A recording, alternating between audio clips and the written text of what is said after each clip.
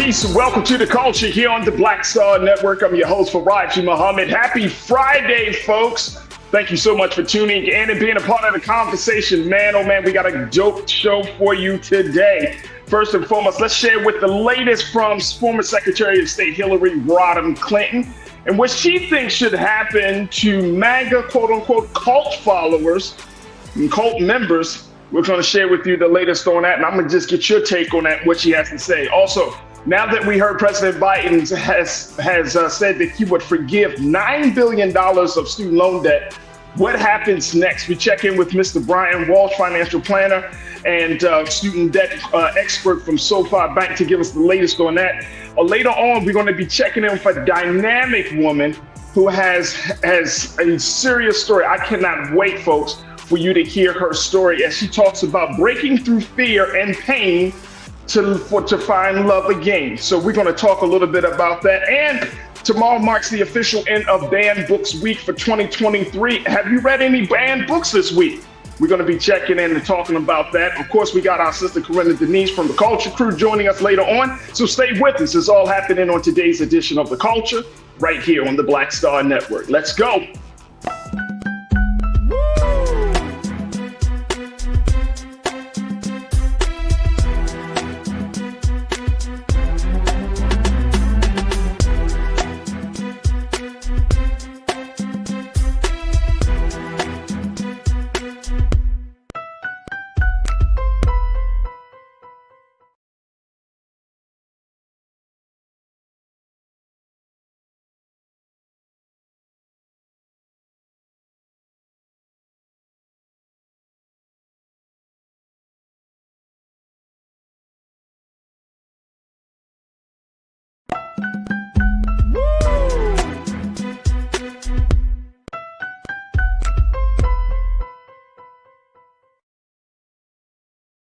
Hatred on the streets, a horrific scene, a white nationalist rally that descended into deadly violence. White people are losing their damn minds. As an angry pro-Trump mob storms the U.S. Capitol, We're about to see the rise of what I call white minority resistance. We have seen white folks in this country who simply cannot tolerate black folks voting. I think what we're seeing is the inevitable result of violent denial. This is part of American history. Every time that people of color have made progress, whether real or symbolic, there has been what Carol Anderson at Emory University calls white rage as a backlash. This is the rise of the Proud Boys and the Boogaloo Boys. America, there's going to be more of this. Here's all the Proud Boys, guys. This country is getting increasingly racist in its behaviors and its attitudes because of the fear of white people. The fear that they're taking our jobs, they're taking our resources, they're taking our women. This is white fear.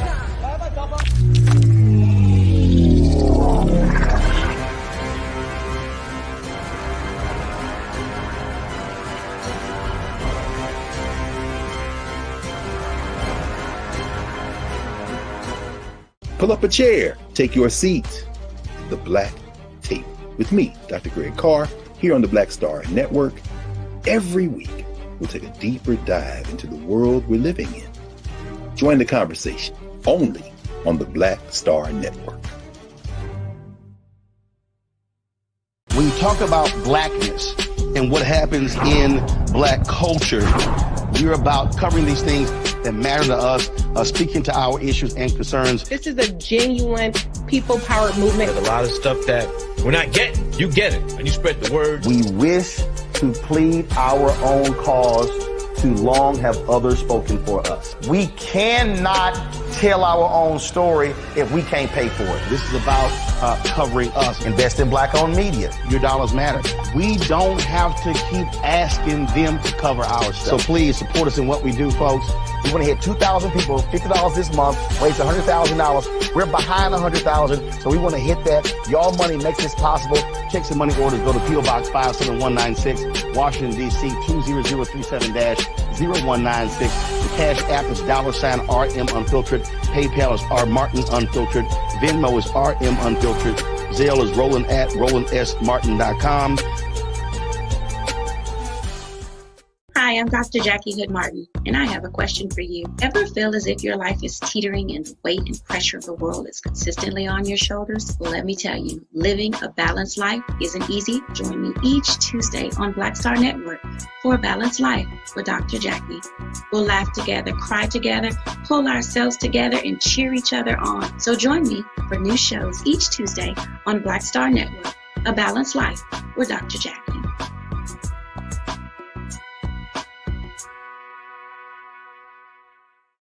Don't you think it's time to get wealthy? I'm Deborah Owens, America's Wealth Coach, and my new show on the Black Star Network focuses on the things your financial advisor or bank isn't telling you. So watch Get Wealthy on the Black Star Network.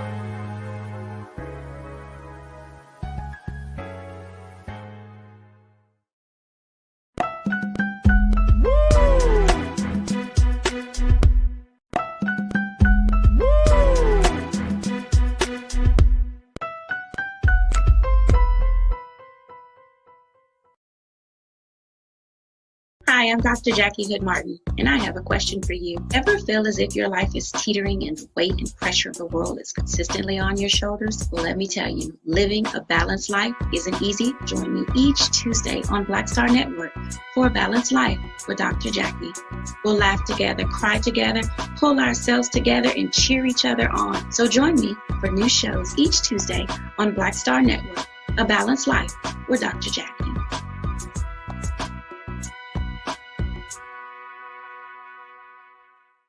When you talk about blackness and what happens in black culture, we're about covering these things that matter to us, speaking to our issues and concerns. This is a genuine people-powered movement. There's a lot of stuff that we're not getting. You get it, and you spread the word. We wish to plead our own cause. Too long have others spoken for us. We cannot tell our own story if we can't pay for it. This is about covering us. Invest in black-owned media. Your dollars matter. We don't have to keep asking them to cover our stuff. So please support us in what we do, folks. We want to hit 2,000 people, $50 this month, raise $100,000. We're behind 100,000, so we want to hit that. Y'all money makes this possible. Check some money orders. Go to P.O. Box 57196, Washington, D.C. 20037-0196. The Cash App is $RM Unfiltered. PayPal is R Martin Unfiltered. Venmo is RM Unfiltered. Zelle is Roland at RolandSMartin.com. Hatred on the streets, a horrific scene, a white nationalist rally that descended into deadly violence. White people are losing their damn minds. As an angry pro-Trump mob storms the U.S. Capitol, we've seen We're about to see the rise of what I call white minority resistance. We have seen white folks in this country who simply cannot tolerate black folks voting. I think what we're seeing is the inevitable result of violent denial. This is part of American history. Every time that people of color have made progress, whether real or symbolic, there has been what Carol Anderson at Emory University calls white rage as a backlash. This is the rise of the Proud Boys and the Boogaloo Boys. America, there's going to be more of this. Here's all the Proud Boys, guys. This country is getting increasingly racist in its behaviors and its attitudes because of the fear of white people. The fear that they're taking our jobs, they're taking our resources, they're taking our women. This is white fear.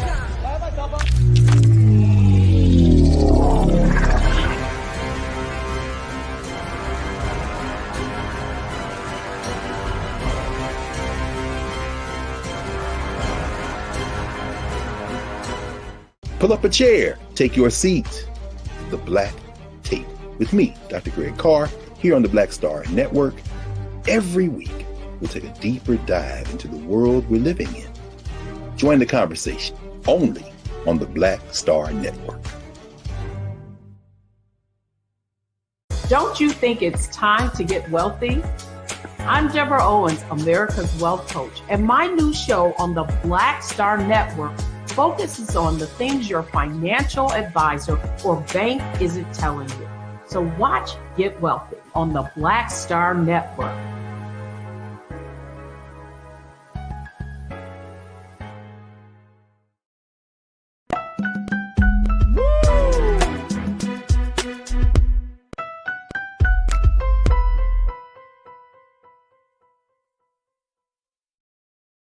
Network. I'm your host, Farajii Muhammad. Happy Thursday, and thank you so much for tuning in and being a part of the conversation. Big shout out to your online culture crew, man, that's checking in from all around the country. I see you. I know what y'all are up to. I know where you live. No, I don't know where y'all live, but big shout out to all of the culture crew that's checking in today as we have these conversations. And folks, we are streaming live on our home website of blackstarnetwork.com. Do your due diligence. Go to blackstarnetwork.com today. Download the app for free. Make sure you follow us on social media under Black Star Network. And we would love your financial support, because your support powers this digital movement we are embarked upon. So make sure you do your due justice and make sure you provide and continue to invest in Black Star Network here on blackstarnetwork.com. Also, we are streaming live on Amazon News on your Fire TV. Big shout out to Amazon for that distribution, as well as we also streaming on Plex TV, and you can find us on both platforms 24 hours a day, 7 days a week, and we would love to get your support there. All right, let me jump in very quickly because folks, we are trying to figure out what just happened last night. The GOP debate that happened last night. Some of you may have tuned in, others may not have tuned in, but you know, we got to at least mention it did happen. Of course, this is the second debate for the Republicans. Former President Donald Trump was not present at this debate, and it showed. It showed. And we saw a little bit of a difference in how these candidates wanted to present themselves as the alternative to Trump. And unlike what we saw in the first debate with Vivek Ramaswamy really taking the lead, he wasn't that guy on this debate. The New York Times had penned that Governor Nikki Haley really serves as the winner of this particular debate. It'll be interesting to hear what y'all have to say about that. But what stood out for you? And what seemed to be very messy, very chaotic, and as I mentioned, cringe-worthy part. Now, there were a lot of things talked about, but I do want to just briefly just kind of speak to the civics of these debates. And let me just say, y'all folks, political theater. Let's start there. Political theater is something that has been a part of the American political landscape for many, many years. A lot of times these debates don't always show you who has the best ideas, who has the largest vision, whose plans would really work.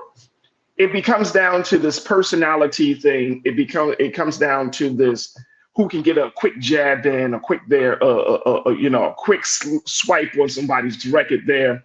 And in the course of these debates, I would highly encourage you folks that in the midst of all of the insults, in the midst of all of the chatter, that you know, when you listen to them, that you go to a trusted source for fact checking, because it is in these conversations, in these platforms, where you find that some candidates don't necessarily, they just don't tell the truth. There was a moment in the debate where it was talked about that Governor Nikki Haley, and I believe it was Senator Tim Scott, making a point that she paid $55,000 to get some curtains in her office done, which is not true. It was actually when she became the UN ambassador under the Trump administration, those things were already allocated for her to have an upgraded, her office to be upgraded by the Obama administration. That's by the Obama administration, not by her.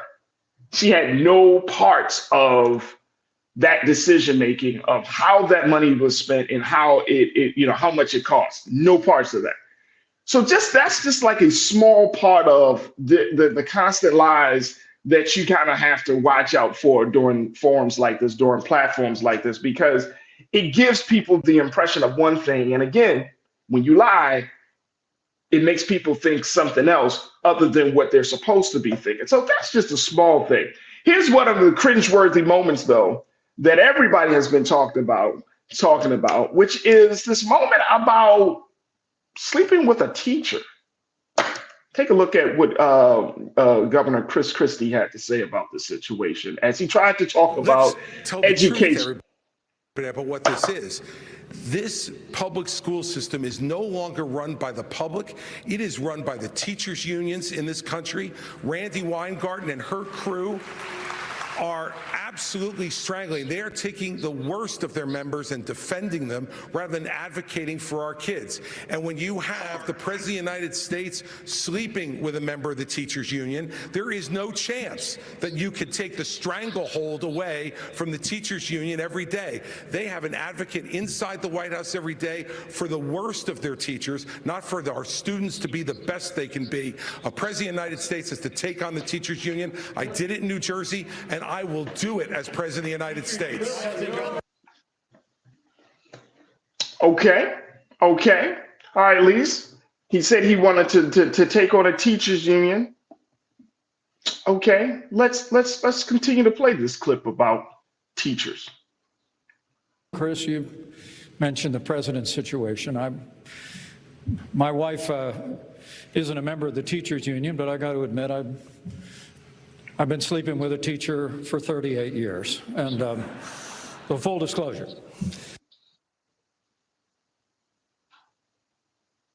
Full disclosure. Right. Oh my God. Okay. All right. Oh, full disclosure. What are we talking about here? First, look how dirty it has gotten. Like, what? How do you talk about policies of teachers, and then you bring in the president sleeping with his wife, who was a part of the teachers union? Where's this going? What is going on with it? And then you have Mike Pence, who's just sitting there, is like, for full disclosure, I've been sleeping with the teacher for 38 years, and she taught me a few things last night. Okay, had to bring out the yardstick on him. What?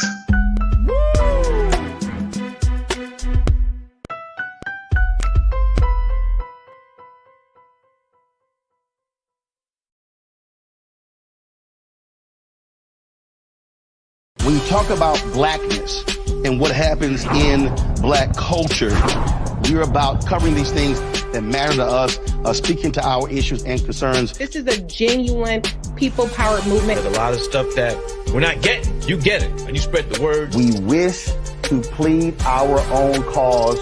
Too long have others spoken for us. We cannot tell our own story if we can't pay for it. This is about covering us. Invest in black-owned media. Your dollars matter. We don't have to keep asking them to cover our stuff. So please support us in what we do, folks. We want to hit 2,000 people, $50 this month, raise $100,000. We're behind 100,000, so we want to hit that. Y'all money makes this possible. Check some money orders. Go to P.O. Box 57196, Washington, D.C. 20037-0196. The Cash App is $RM Unfiltered. PayPal is R Martin Unfiltered. Venmo is RM Unfiltered. Zelle is Roland at RolandSMartin.com.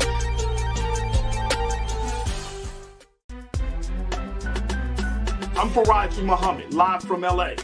And this is The Culture. The Culture is a two-way conversation. You and me. We talk about the stories, politics, the good, the bad, and the downright ugly. So join our community every day at 3 p.m. Eastern and let your voice be heard. Hey, we're all in this together. So let's talk about it and see what kind of trouble we can get into. It's The Culture. Weekdays at 3, only on the Black Star Network. Folks, Black Star Network is here. Oh, no punches! I'm real revolutionary right now. Support this man, Black Media. He makes sure that our stories are told. Thank you for being the voice of Black America, Roland. Stay black. I love y'all. All momentum we have now, we have to keep this going. The video looks phenomenal. See, this difference between Black Star Network and black-owned media and something like CNN. You can't be black-owned media and be scared. It's time to be smart. Bring your eyeballs home. You dig?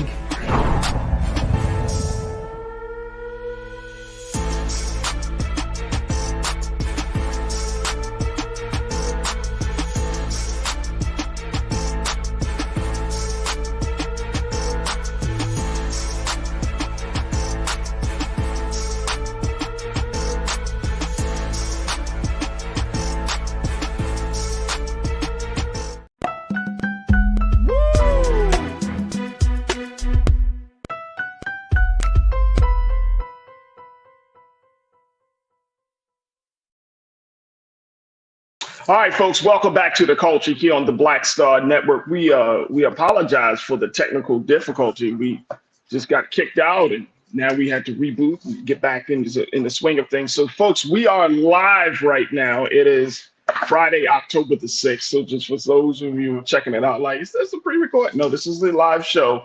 We just had a little technical difficulties, but we are back live. Which there we go.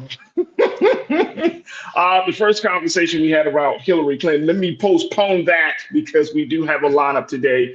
So we're going to hold off on that discussion. Very interesting conversation, though, that I do want to have. So I'll make sure that we circle back around to that one. But let's move forward on into the program here, folks, as we know that this is a serious issue. The president came out earlier this week saying that that he's working to continue to fulfill that campaign promise, and more importantly, to try to relieve the debt of thousands of people. He's moved forward in announcing that the United States government will forgive $9 billion in student loan debt that would approximate about 125,000 borrowers. Now, he's put that big goal out there. He's moving forward on making sure that happens. And it's a great thing.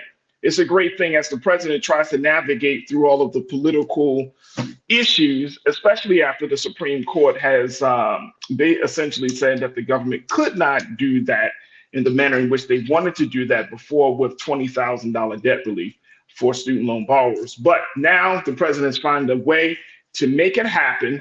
And now we're asking the question, what's next for student loan debt? How do we, really deal with this? So we're going to reconnect with Mr. Brian Walsh, who's a financial planner, and he is a student loan debt expert with SoFi Bank. Brian, good afternoon, sir. How are you?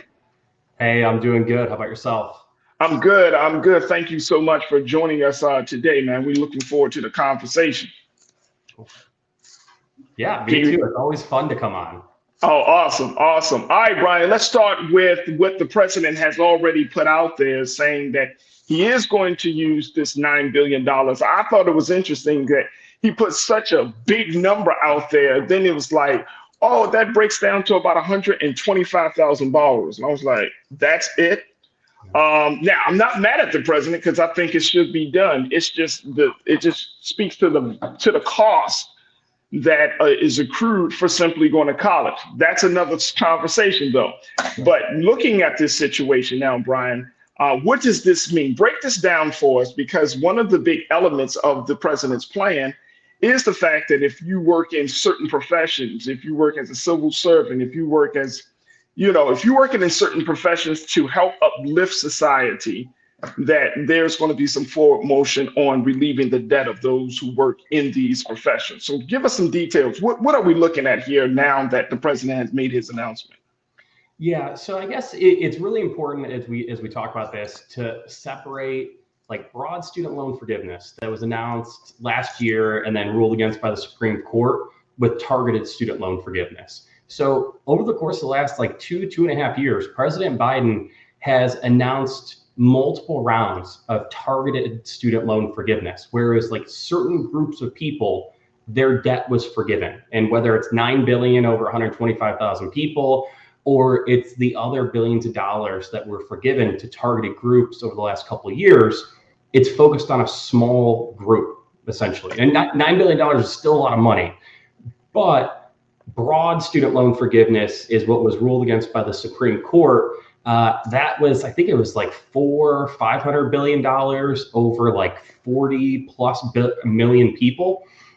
So that is different, and it's just smaller. It's what he can control with targeted forgiveness, while he pursues an alternative path to that broad forgiveness that could potentially apply to a lot of people if it gets through and if it doesn't get challenged in the courts. So it's for the average American looking at this situation, what's the best view to look at this? Because we had 9 billion, we had 125,000 borrowers. We had these bigger numbers. How does the average student loan borrower understand or see, oh, this is going to affect me, this will not affect me? Yeah, so I guess 9 billion is a big number. I would love to have $9 billion. Right.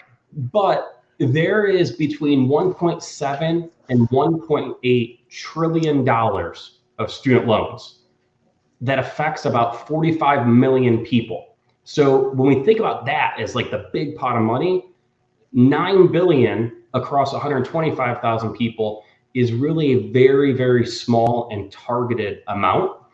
And this last one was related to public service. Right. So like government organizations, 501c3s, stuff like that.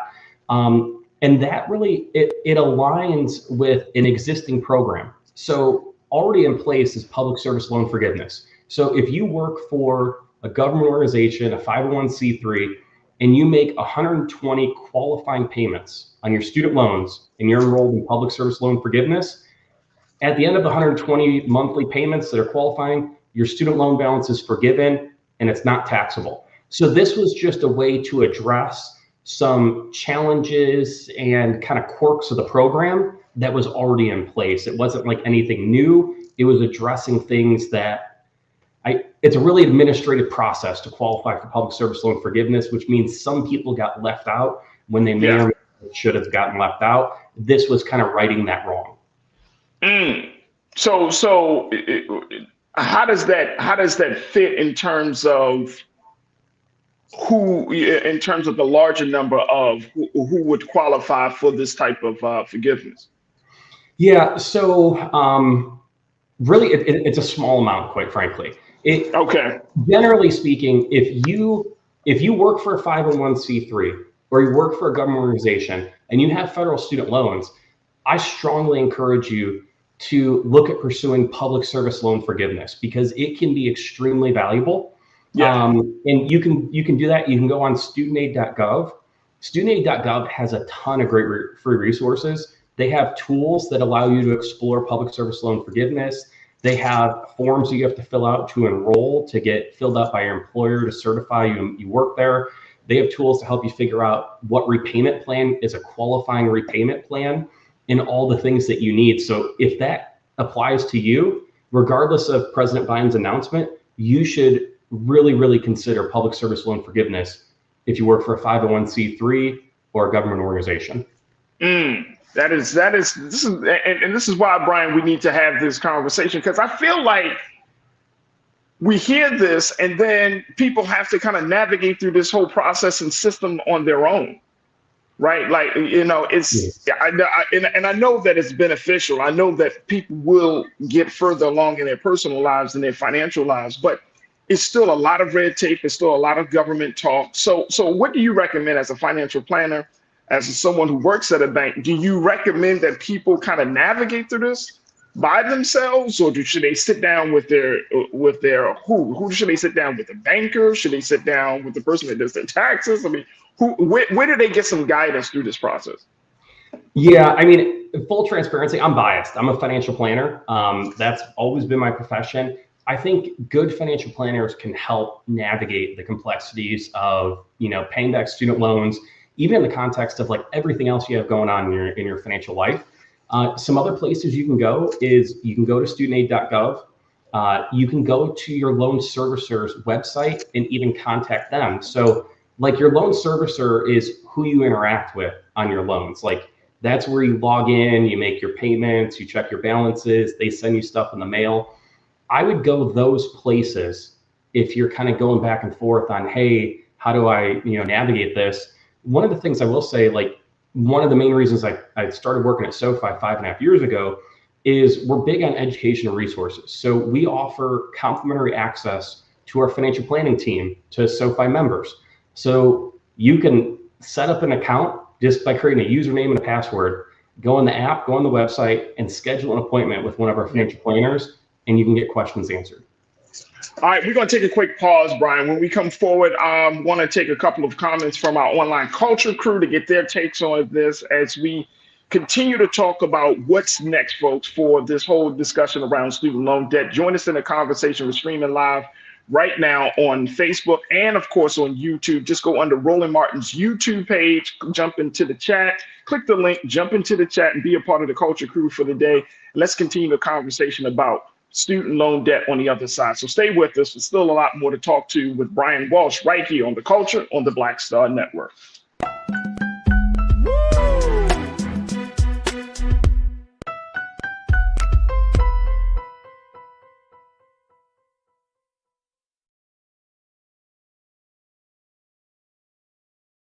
When you talk about blackness and what happens in black culture, we're about covering these things that matter to us, speaking to our issues and concerns. This is a genuine people-powered movement. A lot of stuff that we're not getting. You get it, and you spread the word. We wish to plead our own cause. Too long have others spoken for us. We cannot tell our own story if we can't pay for it. This is about covering us. Invest in black-owned media. Your dollars matter. We don't have to keep asking them to cover our stuff. So please support us in what we do, folks. We want to hit 2,000 people, $50 this month, raise $100,000. We're behind $100,000, so we want to hit that. Y'all money make this possible. Check some money orders. Go to P.O. Box 57196, Washington, D.C. 20037-0196. The Cash App is $RM Unfiltered. PayPal is R Martin Unfiltered. Venmo is RM Unfiltered. Zelle is Roland at RolandSMartin.com.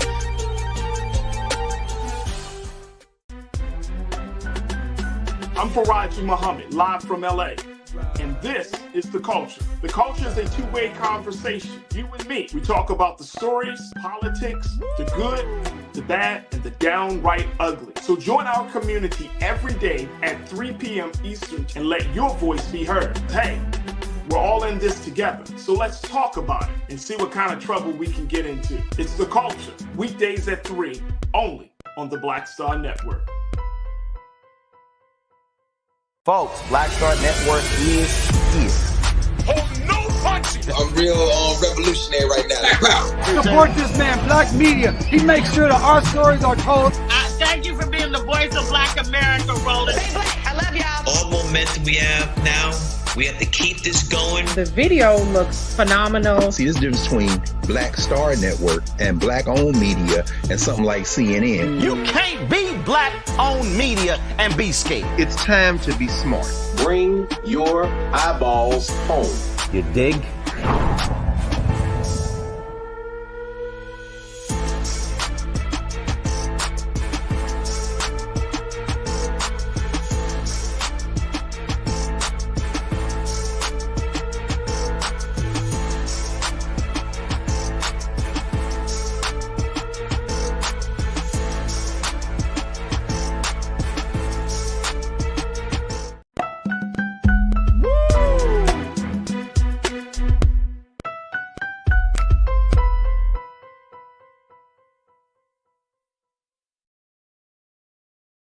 All right, folks, welcome back to The Culture here on the Black Star Network. I'm your host, Farajii Muhammad, checking in with Mr.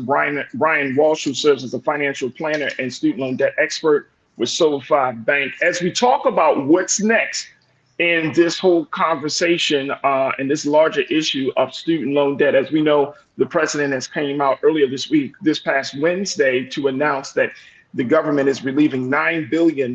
Brian has broken that down to what does that actually mean moving forward. But for those of us who want to kind of keep track of where we are in this whole process, just think about this, that as the president was making that announcement on Wednesday, the Biden administration has already forgiven $127 billion. That's with the B, folks. $127 billion in debt for almost 3.6 million borrowers, including almost $42 billion for around 855,000 people who are eligible via income-driven repayments. Now, that's amazing to say of itself. But it's crazy, Brian, that even with all of that forgiveness, all of that money, that number of people, we're still climbing up a hill, and people are still struggling, and we're still in this situation. Here's something else to consider, and Brian, I want to get your take on this. Two things, actually. One of them is that, of course, this past Sunday, the repayment of debts restarted. Y'all remember a lot of that was stopped because of what happened because of COVID. So there was a pause on student loan debts. Now, tens of millions of Americans, they're going to be forced to resume making those payments starting after that happened this past Sunday. Because of COVID, President Trump, if you remember, folks, he signed the CARES Act, and that opened up the conversation and it essentially allowed for a piece of legislation to put pause on these payments. That was extended multiple times, twice by President Trump, 6 times by President Biden. So that has now resumed. And so now the president is looking for other ways to relieve the debt for millions of other people. Now, here's the thing. First, Brian, I want to get your take on that. As folks move forward in paying down this student debt with these repayment plans, what's the best course of action for them to take? Yeah, as we're talking with people, we take them through a 3-step process. Step number 1 is understand your student loan debt. So log into your loan servicer and look at the balance, the payment, the interest rate, and then what your repayment options are. Step number 2 would be look at your budget and really look and saying, okay, I have this student loan payment coming back. How is it going to fit in my budget? Like, is it really easy? Is it just kind of like, okay, or is it super hard, if not impossible? And then step number 3 would be you kind of match up the two and you say, okay, do I need to focus on reducing my payment, which if you do, you could do things like an extended repayment plan where you stretch it out over a longer period of time. You could do income-driven repayment. You could maybe even refinance your loans. Or the other option is like, hey, do I want to pay these loans off with as little money or as quickly as possible? And in that case, you're looking at maybe making extra payments, maybe refinancing to a lower rate. So it really is about going kind of step by step because there's no like one size fits all when it comes to student loans right now. Oh, there isn't. And that is not even happening, Brian. It's not even happening. All right, let me take a couple of comments from our online culture crew. And folks, join us in a conversation. We're streaming live on YouTube under Roland Martin. Click on the link and join the culture crew today for the chat. Angie said, I really hope this is going to pan out. I've already paid out my first payment. And right now I need to pay a smaller amount at least, but getting forgiveness is awesome. So she's talking about she's already made the first payment and hoping things will continue to happen. How does a person like Angie and others, Brian, how do we set up plans that really won't cripple our budgets, right? And I'm a firm believer in this, and I'm sure you are too as well after talking to you for some time. I don't want to work to pay bills. I don't want to earn money just to pay bills and just to say, yeah, I paid my bills. I want to earn money so I can enjoy life. Yep. So what is the balance? What does that look like for those of us, for those who do have student loan debt? Yeah, that's a really good question. I think number one, before you think about like, hey, do I want to minimize my payment and reduce my payment? It's important to appreciate the fact that with debt, it's going to be a trade-off between what you pay now and what you pay over the life of the loan. Like if you get a lower payment now, chances are you're going to end up paying it back for longer and it's going to cost you more money. Now, that's not saying it's a bad thing. It may be perfectly fine, but just know that going into it. But people that come to me and they're like, hey, I need to reduce my payment. Extended repayment is an option where instead of paying that loan back with the federal government over, let's say 10 years, maybe you stretch it out to like 20, 25 years, lowering the payment. Income-driven repayment is another very popular option, especially with President Biden's new SAVE plan, where with income-driven payment, essentially like caps your payments to a certain percentage of your income. And the SAVE plan is the most generous income-driven repayment plan that's brand new. I think that's going to impact a lot of people. And then the third option would be potentially refinancing it.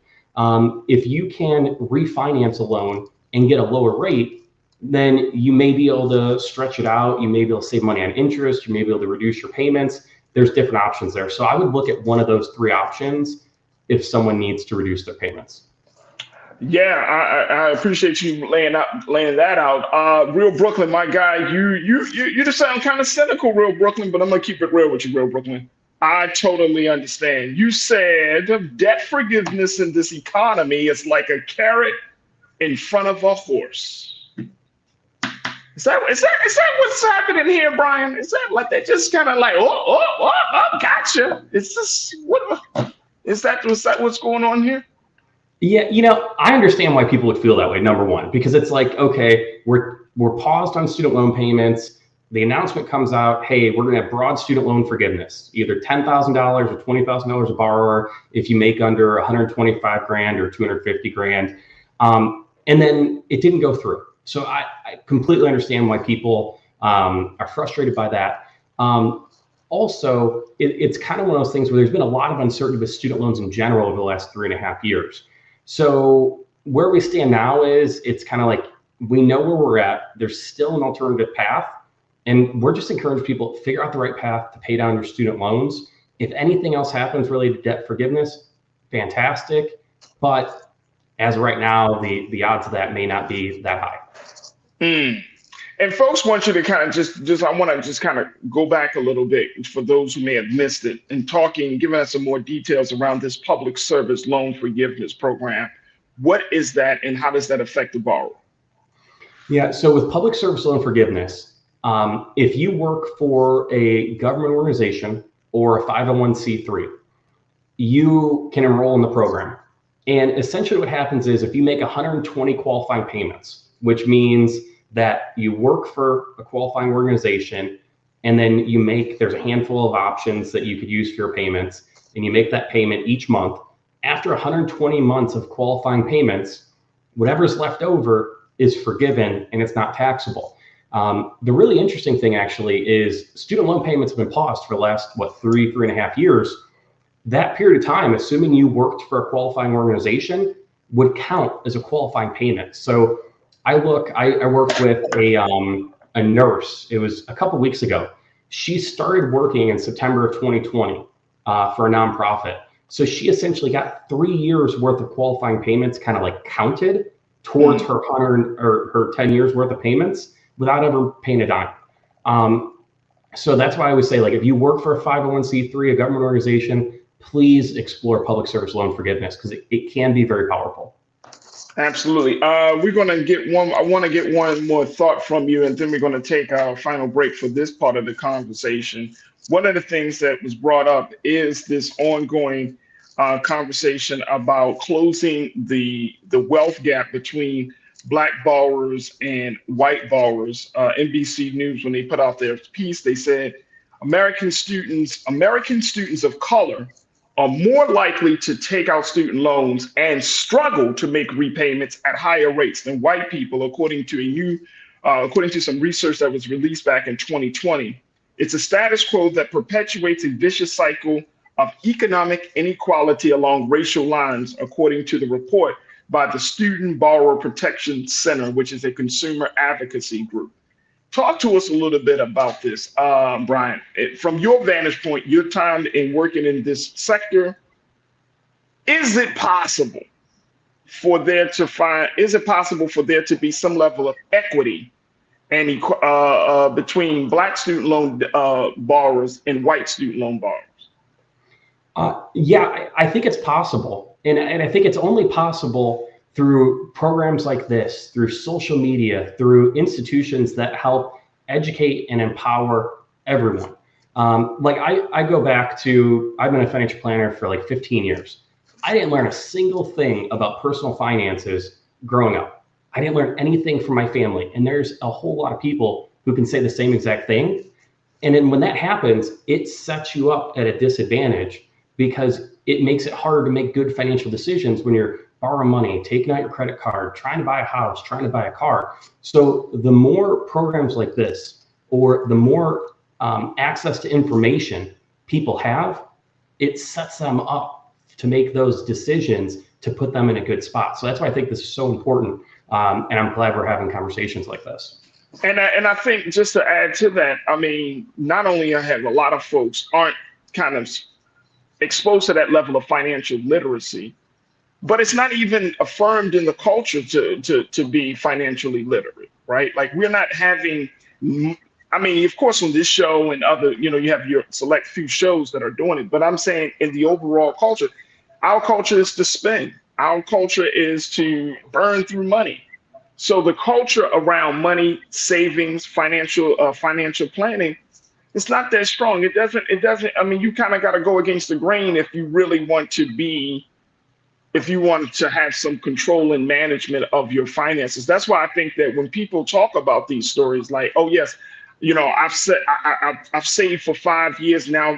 It's such a big story because it's just not a normal thing. And how do we normalize that in the culture? Yeah, you know, as you're saying that, I think back last week I was at a conference and I got the opportunity to hear Chris Gardner speak. And I've heard him speak like 3 or 4 times. I've read his book. I've watched the movie Pursuit of Happiness. Like, the guy is just a true inspiration. And one of his big things was the idea of and he's doing a ton of great things in the community now, by the way, related to education, like amazing. Big proponent of the idea of like breaking the cycle. Like, if you didn't learn about finances, or if you didn't have a good relationship or a good home life or whatever it may be, that's not good, obviously.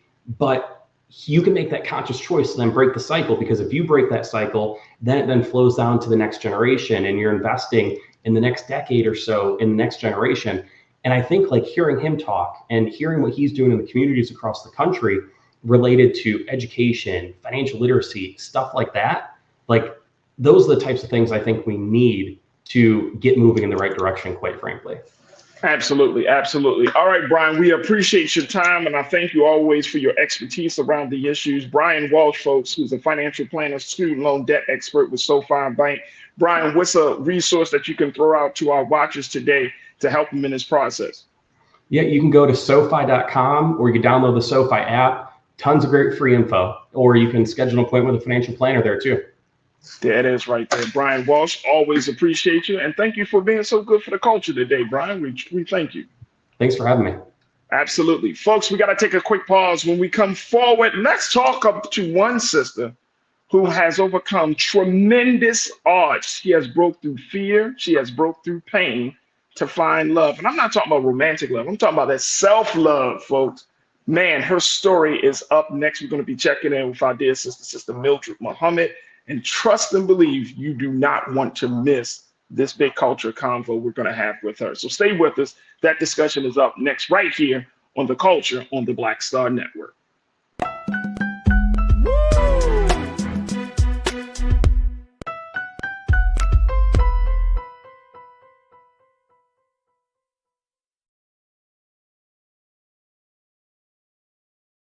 Folks, Black Star Network is here. I'm real revolutionary right now. Support this man, Black Media. He makes sure that our stories are told. Thank you for being the voice of Black America, Roland. I love y'all. All momentum we have now, we have to keep this going. The video looks phenomenal. See, this difference between Black Star Network and Black-owned media and something like CNN. You can't be Black-owned media and be scared. It's time to be smart. Bring your eyeballs home. You dig?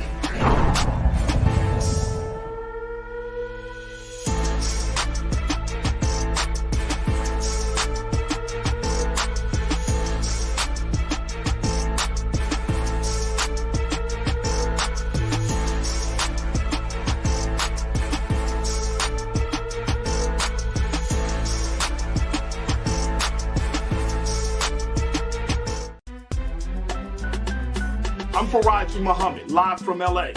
And this is The Culture. The Culture is a two-way conversation. You and me. We talk about the stories, politics, the good, the bad, and the downright ugly. So join our community every day at 3 p.m. Eastern and let your voice be heard. Hey, we're all in this together. So let's talk about it and see what kind of trouble we can get into. It's The Culture, weekdays at 3, only on the Black Star Network. When you talk about blackness and what happens in Black culture, we're about covering these things that matter to us, speaking to our issues and concerns. This is a genuine people-powered movement. There's a lot of stuff that we're not getting. You get it, and you spread the word. We wish to plead our own cause too long have others spoken for us. We cannot tell our own story if we can't pay for it. This is about covering us. Invest in Black-owned media. Your dollars matter. We don't have to keep asking them to cover our stuff. So please support us in what we do, folks. We want to hit 2,000 people, $50 this month, raise $100,000. We're behind 100,000, so we want to hit that. Y'all money makes this possible. Check some money orders. Go to P.O. Box 57196, Washington, D.C. 20037-0196. The Cash App is $RM Unfiltered. PayPal is R Martin Unfiltered. Venmo is RM Unfiltered. Zelle is roland@rolandsmartin.com.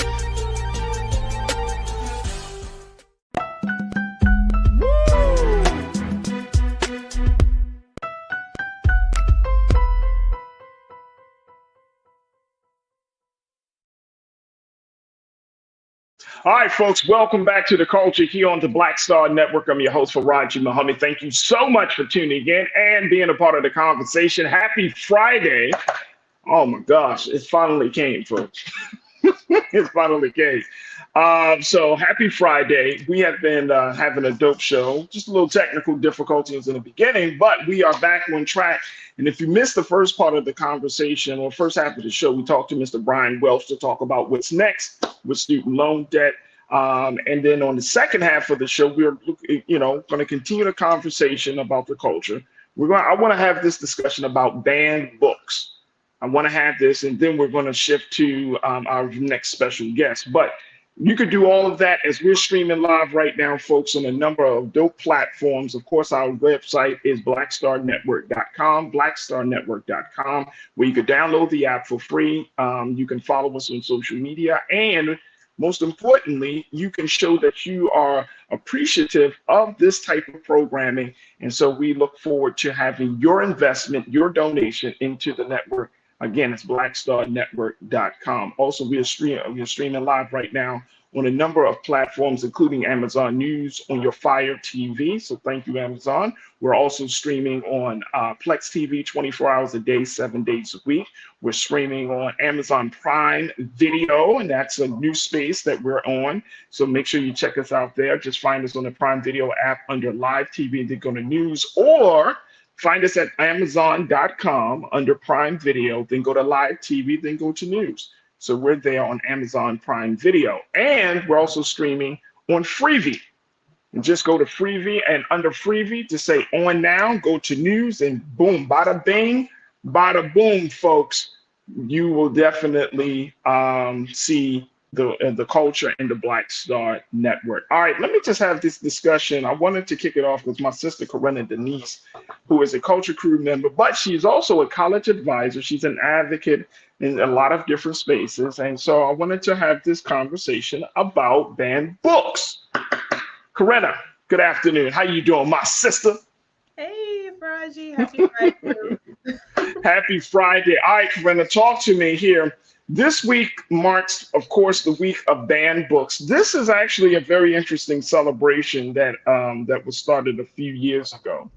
And this is a celebration where we're starting to see it more and more, of course, because of the pushback that we're seeing in some states about including certain books into their curriculum. So now we're in this culture war where certain authors, certain works are considered to be an issue or problematic to a state's curriculum, educational curriculum. So I wanted to kind of get your take on this as we look at Banned Books Week. It runs from the 1st of October through the 7th of October. So folks, tomorrow is the last day of the official Banned Books Week, but that does not mean that you should stop reading certain books. It just means that it's just the last day of acknowledgement. But what's your take on Banned Books Week and this idea that we still push certain books to the forefront of people's minds, especially in this day and time? Well, of course, because knowledge is power, right? And these are texts from renowned authors who have, documented their life experiences, history, telling a lot of our stories, our history as a people of African descent, African Americans, Black people, people of color. And it's essentially just history. And it's knowledge that we need to know. I mean, how do you move forward into the future if you don't know what's happened in your past, right? So it's very important. I actually wasn't even familiar with Banned Book Week, Farajii, but I thought that was very interesting. And also, while there is no comprehensive list of banned books, and the only reason I say that is because it is a running list as they continue, but pretty much, here in my home state, they've banned nearly every damn thing. Right, in the state of Florida. Yeah, so in the state of Florida, so probably if it's by a Black author, if it's probably the great Toni Morrison, it's probably banned. If it has gay in the book, it's probably banned. If it's just about Black aviators, it's probably banned. But this is our history, and I think we have to bring awareness to the books that are being banned to let especially our children and our young people know, like, they shouldn't have been banned in the first place, and that we still need to encourage and push our young people to read and educate themselves. Because while we can watch movies and documentaries and things like that, there's nothing like having that actual text from people who have researched and studied, to read a book. Even sometimes with the news, I know it can get a little depressing to see all the fatalities, but sometimes you can take in the news in another format, right? Maybe you can digest it a little bit more easier if you're reading it as opposed to just watching what's on the mainstream media. So yeah, reading is I'm so glad, Corinna, that you brought that up. No, seriously, I'm really glad because I know that there are a lot of us do actually we actually study history. Like, I come across a lot of Black folks who do love watching documentaries. You know what I'm saying? Whether it's true crime documentaries, historical documentaries about our time in Africa, the civil rights movement, whatever time period you're talking about. A lot of us do watch that. But I'm with you. There's nothing like reading a book. Yeah. And that is a totally different experience. It's not just about sitting down, rummaging through some pages. Yeah. But it's talking about, like, I think what is fascinating is that if you have certain books that are banned, you got to ask yourself the question, why? Why is it? Is it just because of the language, or is it because of the subject matter? And in a lot of these banned books, and folks, I would encourage you to check out this whole process, this whole banned book thing. Let me see. Let me just throw the website up here very quickly because they have one, bannedbooksweek.org. Bannedbooksweek.org. And as you can see, top 13 most challenged books of 2023. Like, you got to ask yourself, why is it that we're at this place right now? So what's your take on that very quickly, Corinna, before we take our next pause? Well, I think while we're in this place right now with all the banned books, let's just, take into context what has happened these past 3 years, right? With a worldwide pandemic. Remember the height of 2020, we were kind of like shut down and quarantined, sitting at home. So we actually had time. And with that last messed up administration, that was the Trump presidency, I hate to even say that in the same sentence, a lot of the layers were peeled off and we had no choice but to pay attention. And now that especially our young people are paying attention, those that are on the opposition, they don't want that to happen. So they had to find a way to weaponize education. And it seems like that has always been the case, right? Even back to the enslavement, where they didn't want us to read. They didn't want us to learn because knowledge is power. Yeah. So I don't want you to know this history. I don't want you to know how great of a people you are. I don't want you to know that this country is ugly at its foundational roots, right? Because they want them to believe otherwise. It's just the same like when our good sis, Nicole Hannah-Jones, I think, am I saying her name correct? Oh my gosh, I don't know why it evades me right now. From the 1619 Project? Yes. Yeah, Nicole Hannah-Jones, you're right. Nicole Hannah-Jones, yes. And then they kind of contested that with 1776, right? It's things like that. So they don't want us to know this knowledge. And a lot of this generation right now, Farajii, they're more curious. They're a lot more inquisitive.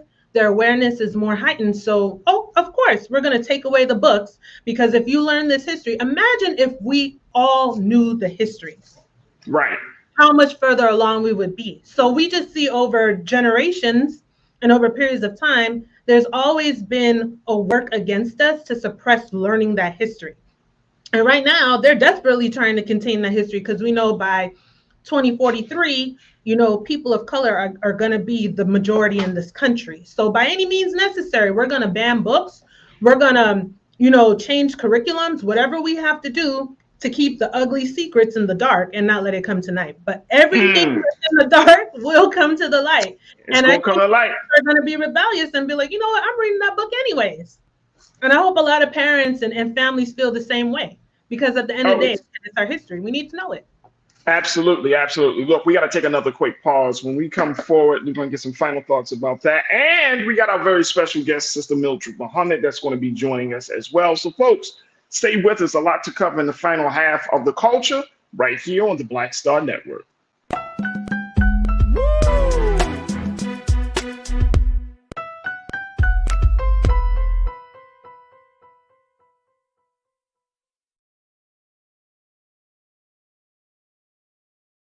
Folks, Black Star Network is here. Oh, no punches! I'm real revolutionary right now. Support this man, Black Media. He makes sure that our stories are told.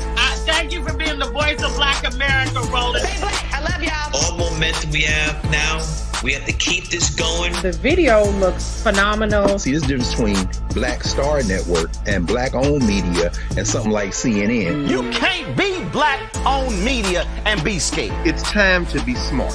Bring your eyeballs home. You dig?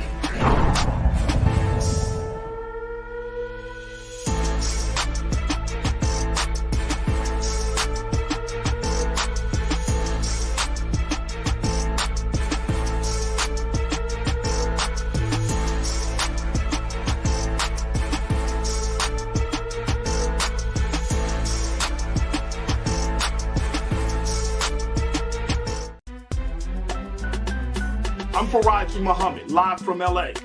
And this is The Culture. The Culture is a two-way conversation. You and me. We talk about the stories, politics, the good, the bad, and the downright ugly. So join our community every day at 3 p.m. Eastern and let your voice be heard. Hey, we're all in this together. So let's talk about it and see what kind of trouble we can get into. It's The Culture, weekdays at 3, only on the Black Star Network.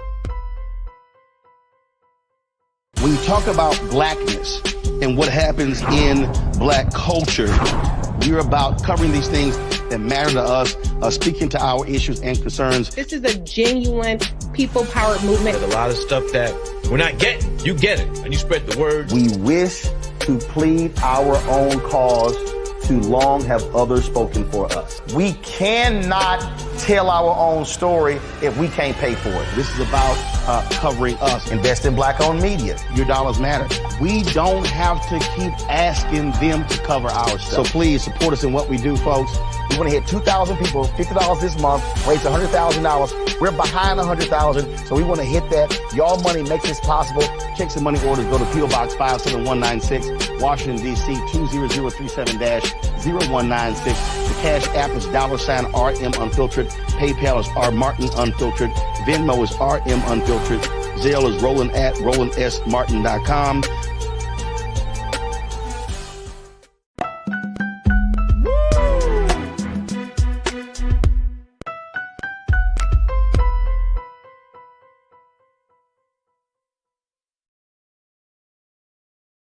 All right, folks, welcome back to The Culture here on the Black Star Network. I'm your host, Farajii Muhammad. Checking in with my sister, Corinna Denise. And Corinna, I just wanted to say very quickly that let's bring Corinna back into the frame, please. Thank you.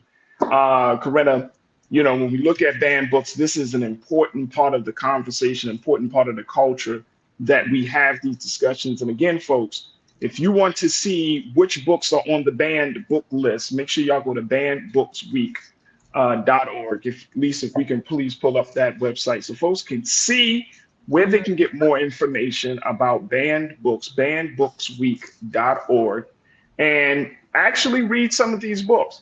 I got a question. This is why I wanted to kind of come back to this very quickly, Corinna. Mm-hmm. Would you recommend, as a woman who's been in the educational space and is in the educational space, would you recommend that we read books that have racist undertones? Like, hell yes. Uncle, hell yes. Mm-hmm. You need to be familiar with all sorts of texts, right? Because it helps you to develop and formulate an educated opinion. You have to get it from various sources. But yes, it is important to read anything with a racial undertone, whatever the case may be. Why wouldn't we? Unfortunately, some truths are going to be uncomfortable, but it's still knowledge. It still resonates. It's still something essential to move forward with the rest of our lives and in the rest of our educational journey, because learning is a continuous thing. Even when you're done with school, we are constantly learning and evolving. And as I mentioned earlier, you can't know where you're going unless you know where you've been, and that's so important. So you can't necessarily eliminate anything specifically because of what you think it is. You know what I mean? And a lot of this information is just misinformation. People aren't even reading the descriptions. Remember what happened with that crazy lady down here in Florida getting Amanda Gorman's man, and she thought the author was Oprah? I mean, that's ridiculous. At the very least, if you're going to file such a claim, at least have your story together, ma'am. So absolutely. I you know what? I couldn't agree with you more. I'm an advocate that you should read all books. I'm an advocate you should leave statues up. Mm-hmm. We can't erase the history as if it doesn't exist, because guess what? It's already a part of our history. So you might as well read about it, might as well see it, right? But And even the movies and documentaries, Farajii, sometimes that could be the catalyst, right, to motivate you to want to go and actually read the real history. Like, I remember being in conversations with people after The Woman King came out last year, and that inspired them to want to go and actually get those texts and research the homie and the history there. So sometimes it could be a first step to even taking a dwell. I went to ancient Egypt this past summer. I want to learn more about the ancient Egyptian religion and that civilization, So I was familiar with some things before I went, but just seeing all of that magnificence, it inspired me even more. So there's certain things that I'm looking into researching. Yeah, it can be very motivational. Robin checked in, Corinna Robin Welch, our sister and culture crew member. She says, I'm a teacher. I say, hell yes, they should read books. Hell yes. Robin, thank you so much. Rambling Man, thank you for being a part of the chat. You said, we should read books about how Black people had slaves in the South and didn't want to free them. Why do they omit this from schools? Because if you start reading about slavery, then you might start feeling a certain way about slavery, Rambling Man. And these are question systems, and we go down that school of thought. Great point. Thank you so much. Charlene F., you said half the time, if one doesn't strive to be inquisitive to read all the books you'll not know what was kept from you till you open the door to being self-taught. And sometimes, Sister Charlene, that may never happen. Some of us haven't, we didn't get conscious until we in our 30s, damn near 40 years old. Yeah. Then you get mad at the people around you. You get mad at your parents. Why you never taught me this? And you get mad at your teachers. Why you never taught me this? Like, why the hell am I just learning this now? I'm just learning this. Hey, read. No, look, school may end, right? You may leave your parents or your caretakers home, but nobody can stop you from opening up a book. That's right. That's what it is. All right, we're going to take another quick pause. So excited to have my sister joining us. Folks, Sister Mildred Muhammad, when I tell you this sister is powerful, she is absolutely powerful. Can't wait for her to share her story, her journey, and how she can help us all to break through fear and pain to find love again. Stay with us. That conversation is up next here on The Culture on the Black Star Network.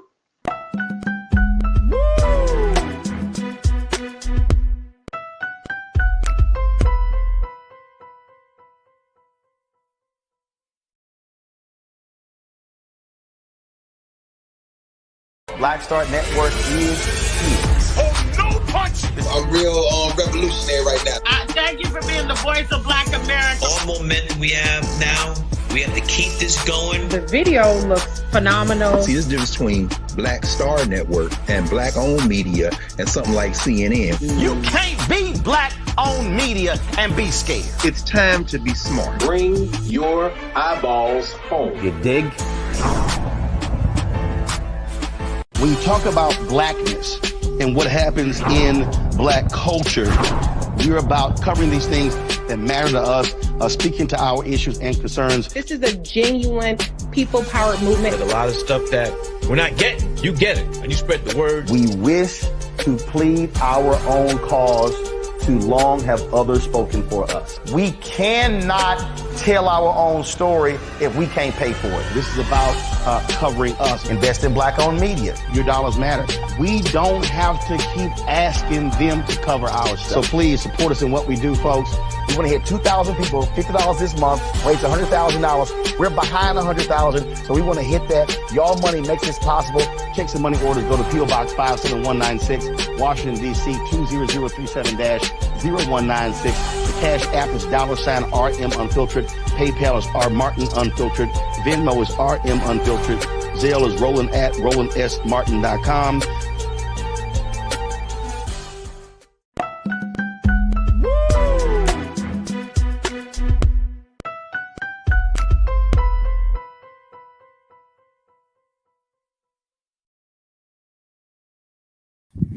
All right, folks, welcome back to The Culture here on the Black Star Network. I'm your host, Farajii Muhammad. Look, I'm going to keep it real. I talk to a lot of people, but my next guest, this special sister, is doing phenomenal work. She is solid. I mean, solid. I'm so happy to have my sister because her story alone will blow you away. But more importantly, her journey is something to be is noteworthy. This sister here, Sister Mildred Muhammad. Let's start it off with this. She is the DomesticShelters.org 2023 Purple Ribbon Lifetime Achievement Medallion Award recipient. She also received the 2022 Who's Who in America Albert Nielsen Marquis Lifetime Achievement Award for her work on for domestic violence, for her domestic violence advocacy. She is a domestic abuse survivor. She has a degree in psychology. She's a certified consultant with the U.S. Department of Justice Office on Victims in Crime. She continues to be a global keynote speaker, and she is also an international speaker for the U.S. Department of State. And that's just to name a few of the spaces and the work that she has done. But this sister is a very, very, can I throw in there? She is a best-selling author as well. So she is doing notable work, but more importantly, she is helping people to break through fear and pain to find love again. And that's how we wanted to do this segment. So I am very, very happy to once again to be reconnected with my sister who's doing a phenomenal job, Sister Mildred Muhammad. Peace and blessings, Sister Mildred. How are you, man? I'm good. How are you? I'm good. I'm good. It's good to see you. It's good to be seen, and it's good to see you. Absolutely. Welcome to the Black Star Network, our new home here. Honored to be here. Honored to be here. Sister Mildred, let's talk about your story. Okay. For those who are not familiar with your story is, and every time you're in the space, and I just love for people just to know your story, because once they learn your story, then they understand the power of the work that you're doing. But let's talk about your story. Talk to me about that. Okay. Well, many people, I'm sure, remember the case of the DC sniper. Mm-hmm. He was my ex-husband. What most people don't know is that I was the intended target of the 2002 killing of innocent people. And the prosecutor stated that the theory was he was killing innocent people to cover up my murder so that he could come in as the grieving father and gain custody of our children. They waited 10 years to tell the public that. And in that timeline, of course, nobody believed me. The community wanted to blame me. Victim blaming is very high in domestic violence. They said if I would have stayed on the West Coast, then the people on the East Coast would still be alive. How dare I call me and my children victims when none of us were hurt or killed? How dare I bring this drama into this quiet community? So everything was my fault, which is usually the case with victims of domestic violence. So you were your ex-husband was the DC sniper. You're talking about John Muhammad. Correct. And his assistant, or the person he was with is Lee Malvo. Correct. John was executed, but Lee is still in prison. Yes. And that whole situation, I remember it like it was yesterday. There were so you know, I mean, was of course, crazy. It was absolutely crazy. If you lived in the DMV, if like Baltimore and DC, it was like, what is happening? If y'all remember that case of, there were a number of killings within the Baltimore DC area. Right. And these killings were done from the back of a car. Right. There was. He rigged the car to where the opening was through the keyhole, and then the muzzle of the gun would be through that keyhole. So he didn't have to open the trunk. It was just a bullet flying out of the back of the trunk. So nobody knew exactly where the bullet was coming from. And I remember, Sister Mildred, when these killings started to happen, there was talk of a white van. There was talk of a white man. No one had ever, two white men, exactly. Two white men in a white box truck. In a white box truck. Correct. And no one would have ever thought that a man, that it would be one, a black man, and then one black man and a black boy. Lee Malvo was 17 at the time. Right. So no one ever thought, and I remember there was constant warnings in the news that do not stop for gas, do not get out of your car, always, watch around. So this happened. This was a major moment, I think, in America, not just in, of course, in your life, but in history, in American history, because it changed the conversation about mass shooters. It did. In America. It also brought it back. It also brought into focus that mass murderers start in domestic violence. Even when we can go all the way back to Columbine, when that young man killed those children in school, he had an altercation with his mother where he killed her first and then went to the school. There's one where a soldier that came from the Air Force, he went directly to this church to kill his wife or ex-wife, but she wasn't there, but he still killed other people. The Air Force failed to tell the community that it was a domestic situation, and so they were ultimately sued for that. So the majority of them do have a base in domestic violence, but the DC sniper was no different. So when this whole process, and I'm not even talking about him going on this killing spree, but give us some insight as to what life was like when you and John were together. Well, we were good, as all marriages and relationships have their ups and downs. When he came back from Desert Storm, he was a different man. And you hear that a lot with soldiers coming from the military, from a war zone, that they are different people. They weren't the same. They aren't the same when they return. So he was no different. Tried to get him assistance. PTSD the resources for that was not as prevalent as it is now. It was very sketchy. So he was not debriefed. So he couldn't get him any help. There wasn't any help for soldiers at that time for PTSD. And we went on about life, and then it started to, once we got our own company, he got out of the military, we got our own company, then it started to spiral. He was having multiple affairs. I asked for a divorce. He didn't want one. And that's the trigger. So he started coming in the middle of the night after he moved out.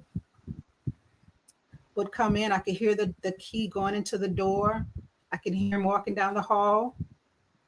And I'd open my eye to a slither where I could watch him walk into the room, go from one side of the bed to the other, lean over, listen to me breathe, stand up and leave. He did that 3 times.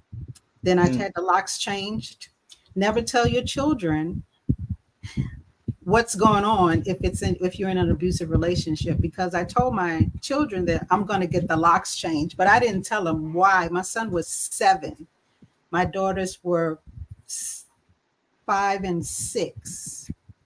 And so his dad came over and he just said, "Hey, big man, what's going on?" He said, "Daddy, mommy's going to get the locks changed." So you're going to get the locks changed? I said, well, yeah, because something's wrong with the door. So we went to the door. He tried his key. It didn't work. He tried my key. It didn't work. He said, I'm going to take the lock off and come back. Well, when he took the lock off and turned it, a straight pin fell out. So he sabotaged the lock. But once he took it off, he didn't come back. So I had to get a chair, prop it up against the door to protect me, my mom, and my 3 children, so no one would break into the house. So the next day, the locksmith came. So once you get one thing fixed, you notice something else is wrong. And my phone wasn't ringing. Picked up the phone to make sure the dial tone was on. Of course it was. As soon as I hung up, the phone rang. A friend of mine was calling to check on us. I said, well, what number did you dial? She said, well, John changed your number, but I can't give you your number because I'm scared of John. I called the phone company, got a new number. As soon as I hung up the phone, he called right then. He said, didn't I tell you not to change the number? I called back, asked the supervisor. As soon as we were getting the numbers changed, he said, you know what? He's trying to call back right now. Come to find out, he befriended a woman at the phone company that if I changed my number to call him so that he would have my new number. What? It's crazy. Absolutely. Wow. So went to get visit, had to go through the police because he came over and he said, you know, we need to talk. I said, okay. He said, we're going to go in the garage. My brother was there, so I thought I would be good. He said, you know, you're not going to raise my children by yourself. You got to become my enemy, and as my enemy, I will kill you. Well, I didn't want to look afraid, which most victims don't want to be afraid when you're in that type of situation. And so I said, well, I've been sleeping with the enemy all this time. What else you going to do? He charged at me. I ran to my brother. And then he left, and I went to my brother crying, John's going to kill me. He's going to kill me. He said, girl, John not going to kill you. He's just playing. I never went to my brother again because and Sister Mildred, I gotta ask you this part of the conversation because you dropping something. Mm-hmm. How much does that mean for someone who's in that situation in an abusive relationship? How much does it mean if the family of the victim doesn't believe them? How serious of a breach of trust is that? Because I think people just kind of like brush over that. You know what I mean? Automatic. When I come to you and I say, hey, this guy is really doing things to me, I'm scared, and you say, oh, well, he wouldn't do that, you automatically took the side of the abuser. It happens just that quickly. And I know from that point on, I can't talk to you because you're going to go back and tell him or her. And then my life is going to be in danger because the one thing that a victim of domestic violence has that no one seems to be bringing to the forefront is the element of surprise. That's your best defense. So if you're planning to leave, do not put it on social media. Don't tell everybody what you're about to do because you don't know who your abuser knows that's watching you, and all of these fake profiles they have going on right now. They could be watching you and you don't know it. The element of surprise is your best defense because you can leave abruptly. You can get everything ready before you leave. Get that bank account built up. Take clothes to work. One outfit at a time, not a whole slew of clothes where your abuser is going to ask you what's going on. Don't do that. One outfit at a time. Don't put it in your trunk. Give it to one trusted friend. Everybody got that friend that when you call, all they're going to say is, what we doing? That friend. That's the one you call. That's the one you tell. That's the one you say, hey, I need help to get out of here. And all they're going to say is, what we doing? What we doing? How am I going to do this? So take your clothes over to that person's house or go get a storage bin, put all your clothes in there, one outfit every other day. Don't look suspicious. The element of surprise is very important. But you know what, Sister Mildred? You out.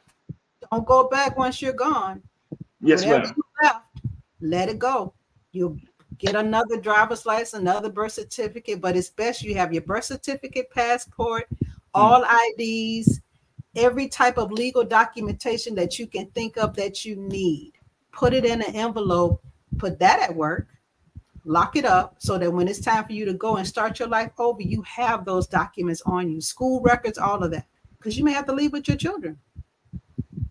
May have to go to a different community, may have to leave the state. Here's my question on that, and I love that you're giving this guidance and these recommendations. My question is, how does a person get from the stage of fear to even get into that space and say, okay, I'm about to come up with this exit plan and to implement those things you just mentioned? Clothes, outfit per day, putting certain information at work. Because that seems like a woman that is past fear. And I hope I'm asking this question the correct way. Yes, fear. If you wait to get past fear, you're going to be there forever. You're always afraid. Always afraid. You got to use that fear as fuel to push you forward into doing what you need to do.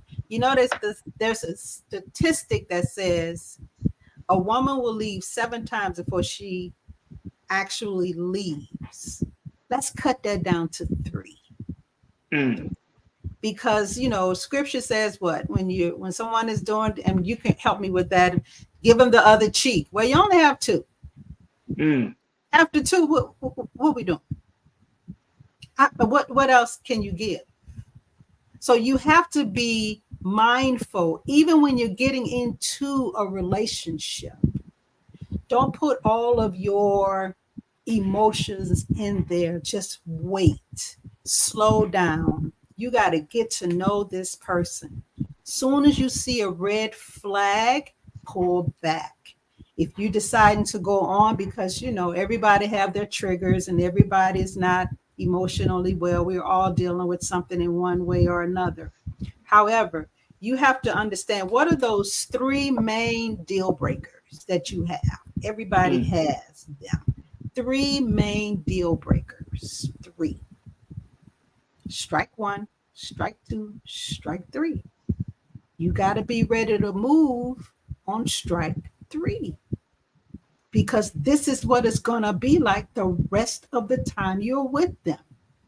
If the masks fall off, because, we're meeting a representative, we're not meeting the true person. For some people, they're real from the minute you meet them until whenever. But you got some people that are not. And they are after whatever they can get. It's a lot of people that's looking for help in the form of a relationship. Financially, they need somewhere to stay. Don't move somebody in your house if you just met them for 2 weeks, a week, a month. No, because the law says, let's deal with the law.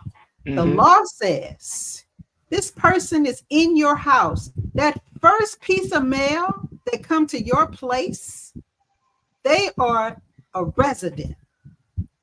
You got to go through the courts to get them out. You got to do landlord-tenant stuff.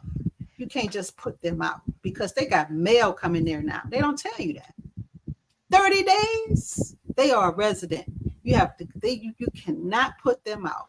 And that's why they say, I ain't going nowhere, because the law is on their side. And they know that. You know that. So you got to inform yourself about the law in your area. Don't let somebody come up that, I need to get this letter. Can I send it to your address? No.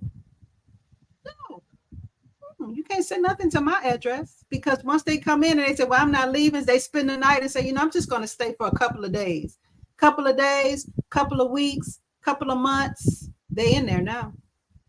And what's the quote? No one loves you more than a person that needs somewhere to live. Tell you I love you straight up right quick. Oh, I just love you. And you just eat it up because you've been alone for so long. You want somebody to give you emotional support, but they're not emotionally available. They're not. We got to take a quick pause, Sister Mildred. Yes, and I wanted to talk to you about that in terms of, we're in a space right now, especially among men and women, where there is a lot of emotional manipulation. Correct. Narcissism. There's some folks that you study you are a student of psychology, but a lot of these terms are rampant. Right. And see, as a student of psychology, and you see this type of language being used to describe people, I want to really get your take. It's like, is this what we're really seeing, or are we putting labels on people that don't deserve to be labeled this way? Like, what kind of behavior are we seeing? But more importantly, this very kind of strange emotional connection that people are seeking. They want a little bit of this connection, but they want it in a certain way at a certain time, and I want to kind of get your take of that, because are we creating a culture of domestic abusers? Are we creating a culture of already here? that culture is already here. It's already here. We're not creating anything. It's already here. It's how much do you love yourself? That's what it's coming down to, because when you love yourself, you will not allow anybody to mistreat you. You will be out. Done. Capiche? No. We already in that culture. Domestic violence is getting worse. It's not getting better. On all fronts. It's not. From the very rich to the very poor. It's not getting better. We got to talk about the point of the abuser is not only killing the girlfriend or the spouse, but now they're killing the children and then themselves. Yeah, it's bad. It's real bad. Yes, ma'am. We got to talk about it. Folks, stay with us. It's The Culture. We're checking in with Sister Mildred Muhammad, who is doing phenomenal work in the space of domestic violence, saving women, saving children from domestic abusive situations and relationships. Stay with us. The conversation continues on the other side here on The Culture on the Black Star Network.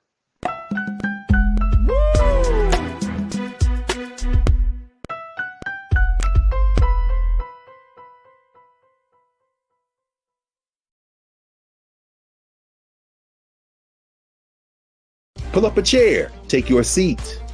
The Black Tape with me, Dr. Greg Carr, here on the Black Star Network. Every week, we'll take a deeper dive into the world we're living in. Join the conversation only on the Black Star Network.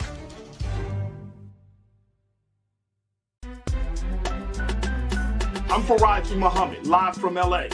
And this is The Culture. The Culture is a two-way conversation. You and me. We talk about the stories, politics, the good, the bad, and the downright ugly. So join our community every day at 3 p.m. Eastern and let your voice be heard. Hey, we're all in this together. So let's talk about it and see what kind of trouble we can get into. It's The Culture. Weekdays at 3, only on the Black Star Network.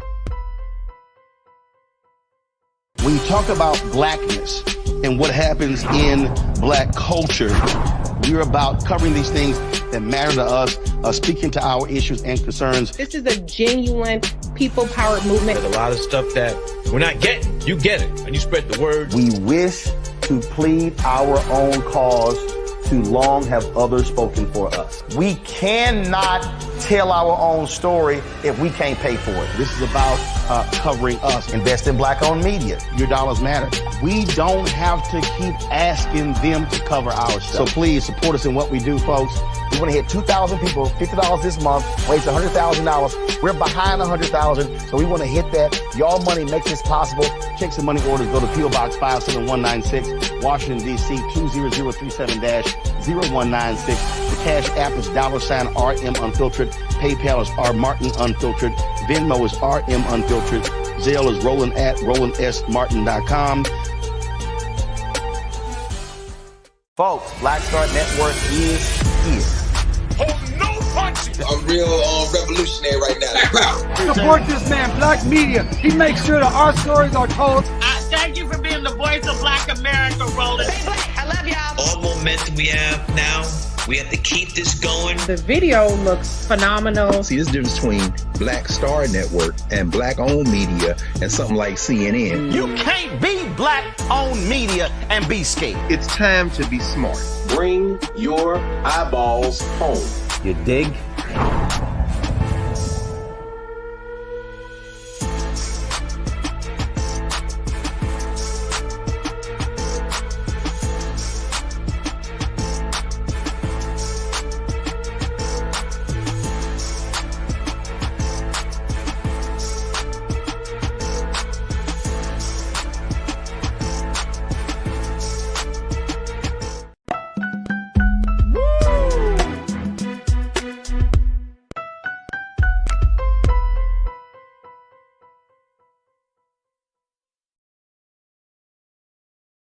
Folks, welcome back to The Culture here on the Black Star Network. We've been talking to my dear sister Mildred Muhammad, who is a domestic violence advocate, certified domestic violence advocate. She is a domestic abuse survivor, and she brings a plethora of knowledge to the conversation about everything from breaking through your fear when you are in domestic situations to overcoming the personal pain after finishing a relationship, and so much more. And you're like such a wealth of knowledge, Sister Mildred, that we just don't have enough time to cover all that you know. Right.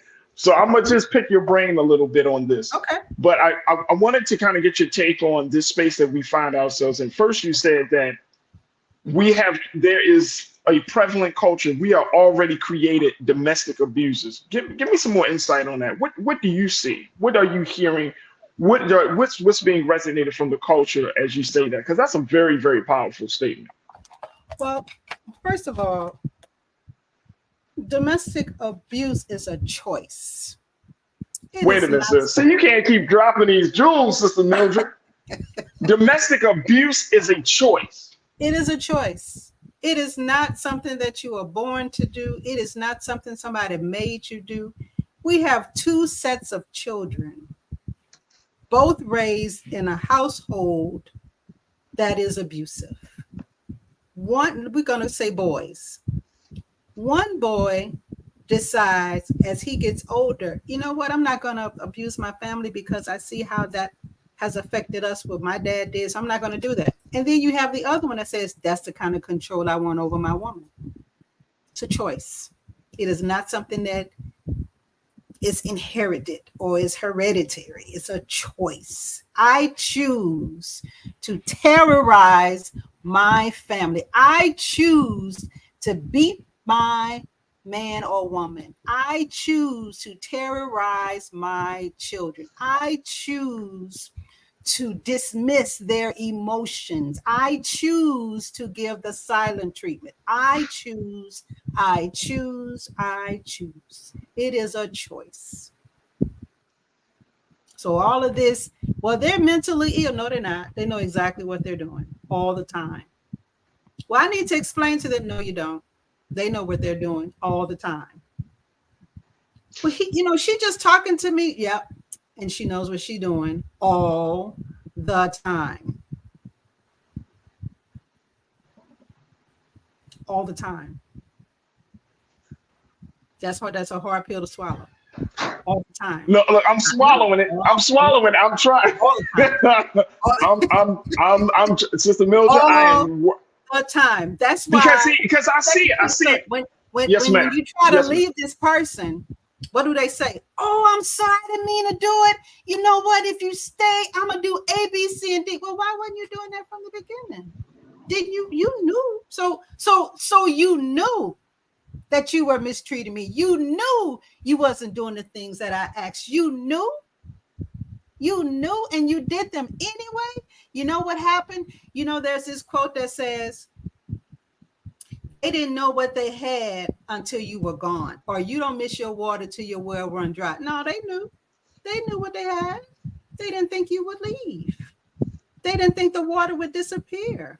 So if you don't think anybody's going to leave, why should I change? I'm only changing because you decided to leave. So I have to pull out my bag of tricks. I have to fake crying. I have to say, oh my God, I promised A, B, C, and D. I didn't mean it. I neglected. I coulda, shoulda, woulda. Just give me another chance and I would do A, B, C, and D. No, they not. Because as soon as you give them another chance, what happens? 2 weeks later, they right back to where they were before. And then what? You gonna give them another chance? And then 2 weeks later, they're right back. So how many chances do you need before you say, I'm done?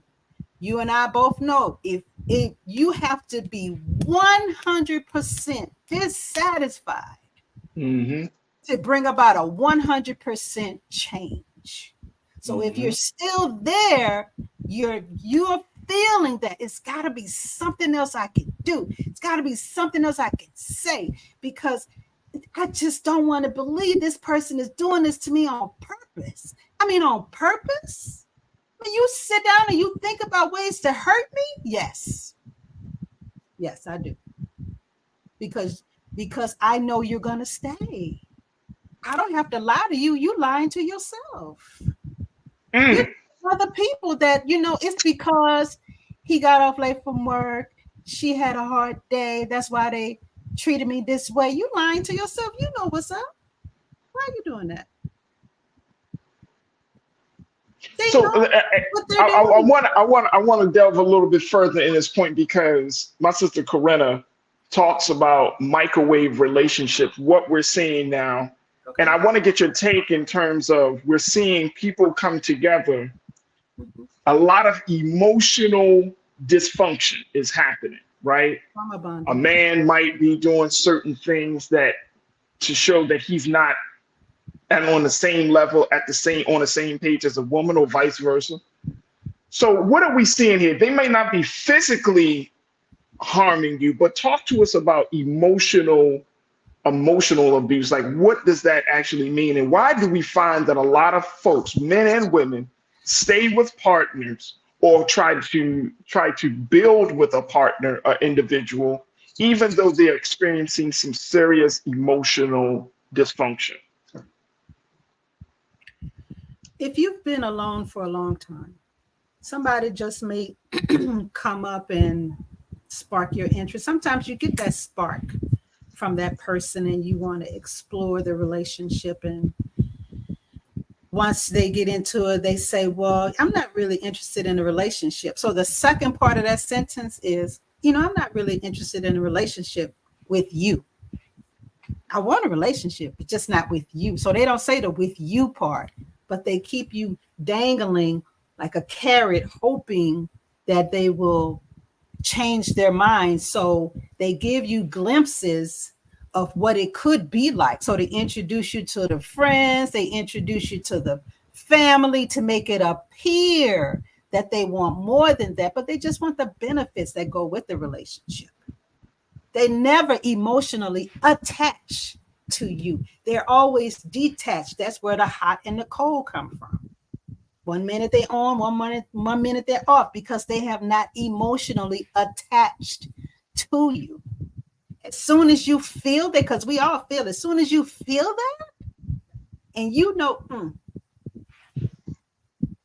something right here. I don't know how to put my hand on this. Let me think about this for a minute. That should be strike one. Strike one. So now we say, okay, I'm just going to give it some more time. So, okay, well, now we going about and everything. And then all of a sudden you get into an argument and he or she call you out your name. They don't like you. They don't want to be with you. That's hard. They call you out your name, but you like me? No, you don't call me out my name if you like me. I don't like you. So now I'm trying to get you up off, and so I'm going to call you out your name. You're going to say, oh, why would you say that? Oh, I'm sorry, I didn't mean it. I was thinking about something else. That's strike two. Strike two. So you get, oh, I'm sorry, I forgive you. Okay, cool. Okay, fine. Going on about our business. Then we're about 3-4 months down the line. You already know that person don't like you. You already picking up all them red flags. You already know that person is not being who they say they are. You see the mask has fallen off, but you want to stay because you've invested time and money in that situation. And so now they do the ultimate. They either hit you, they talk about your children or your family. They create an environment that is not safe. You don't feel safe around this person anymore. That's strike three. It's time to go. It's time to go. You may not be able to, you may be, say, you've tried to leave several times, and every time they, please, baby, please, and they pull you back in. Sometimes you have to bow out gracefully. Just don't call, block the number, block the social media, and heal. That's trauma bonding. You just bonded with this person through trauma, not through love. It may look like love. I was going to say it's that. Trauma. See, and then I'm glad you brought that up, Sister Mildred, because I think there is a misinterpretation of love. Like if the intimacy, if the sex is so passionate and hot, Yeah, but then after and those then a lot of people don't leave. I don't care how much you abuse me. This is good. They stay. I've heard it, men and women. I mean, mom, but I know, and I know I'm being abused and everything, but I don't know if I'm gonna get it this good again. I'm just gonna hold on to this. Okay. And what does that do, Sister Mildred? When a woman or a man feels you're just getting more, because we're exchanging energies here, and when you exchange energy, that locks you in more. The more you exchange energy, the more difficult it will be for you to leave. It's just like that. That's the way it was set up. It keeps you more tethered to the abuser. You're not going to want to leave. You see that, and if you see that this person needs your help financially or emotionally, or you feel like, just, this person needs my help and I'm such a good person, I don't want to leave them like this. I'm just going to stay another month. That's another month of trauma bonding. That's another month of hot and cold. When someone is giving you the silent treatment, this is what I want you to do from this point on. Okay, how your relationship is. In that silent moment, that is your opportunity to think about how would your life be without that person? Think about that. It's silent. Because in a silent treatment, all they want you to do is, baby, why are you not talking to me? I don't even understand what happened. They're laughing about that. All they're saying is, gotcha. Baby, why are you not talking to me? I mean, I don't understand. What did I say anything? Did I do anything? No. I mean, you're just giving me one word answers. You okay? Yeah. Because you know what that's doing? You're chasing them. We don't chase. You're chasing them. And we're in a culture now where men want to be chased. Everybody want to be chased. Don't run after nobody. I think it was Judge Lynn Tolliver. She said, never let a man or woman tell you more than once they don't want you. You know how they tell you that? When they don't answer the phone, when they don't text you back, when they say I'm coming and they don't come and don't call you and say I'm not coming. Damn. They don't want you. That's a hard pill to swallow. It's not rejection, it's redirection. That person is not supposed to be in your life. That's a stepping stone to where God is trying to take you. Heed the message and leave gracefully. Just don't call. You ain't got to make a big announcement. Hey, I'm leaving you. That you ain't got to do all of that. I just want to talk. No, you don't know the mental stability of people these days. You go to have a conversation and let them know that they're breaking up. All you got to do is Google domestic violence victims, and you will see all of these people that decide I'm going to go have this last conversation, and they end up dead. No, you don't have to. You do not have to give that last conversation. Just leave. They say, well, ghosting, you're not being emotionally balanced. No, you're protecting yourself. It's how you look at it. You're protecting yourself because you don't know the stability of people. You got this sister years ago. She went to a club in New York, been working. Her friends say, come on, girl, come on and go out with us. Let's just go have a good time. She goes out to the club. She ain't with nobody, just with her friends. Sitting at the bar. Man come up and say, hey, can I get your number? She say no. He pull out a gun and shoot in the head. You don't know how to take rejection anymore? I can't say no.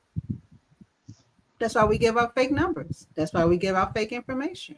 That's why we don't go to people's houses like we used to. It's too dangerous. It is really dangerous right now.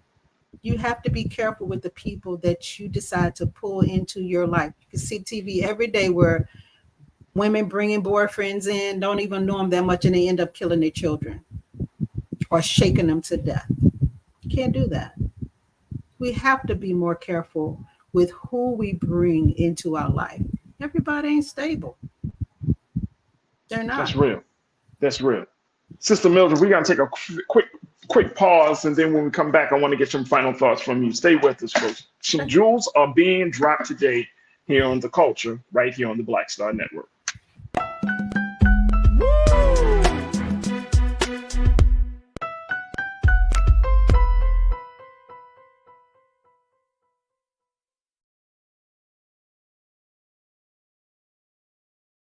When you talk about blackness and what happens in black culture, we're about covering these things that matter to us, speaking to our issues and concerns. This is a genuine people-powered movement. There's a lot of stuff that we're not getting. You get it, and you spread the word. We wish to plead our own cause. Too long have others spoken for us. We cannot tell our own story if we can't pay for it. This is about covering us. Invest in black-owned media. Your dollars matter. We don't have to keep asking them to cover our stuff. So please support us in what we do, folks. We want to hit 2,000 people, $50 this month, raise $100,000. We're behind $100,000, so we want to hit that. Y'all money makes this possible. Check some money orders. Go to P.O. Box 57196, Washington, D.C. 20037-0196. The Cash App is $RM Unfiltered. PayPal is R Martin Unfiltered. Venmo is RM Unfiltered. Zelle is Roland at RolandSMartin.com.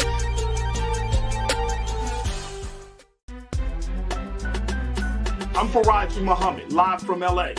And this is The Culture. The Culture is a two-way conversation. You and me. We talk about the stories, politics, the good, the bad, and the downright ugly. So join our community every day at 3 p.m. Eastern and let your voice be heard. Hey, we're all in this together. So let's talk about it and see what kind of trouble we can get into. It's The Culture, weekdays at 3, only on the Black Star Network. Folks, Black Star Network is here. Oh, no punching! I'm real revolutionary right now. Support this man, Black Media. He makes sure that our stories are told. Thank you for being the voice of Black America, Roland. Hey, Black, I love y'all. All momentum we have now, we have to keep this going. The video looks phenomenal. See, this difference between Black Star Network and black-owned media and something like CNN. You can't be black-owned media and be scared. It's time to be smart. Bring your eyeballs home. You dig?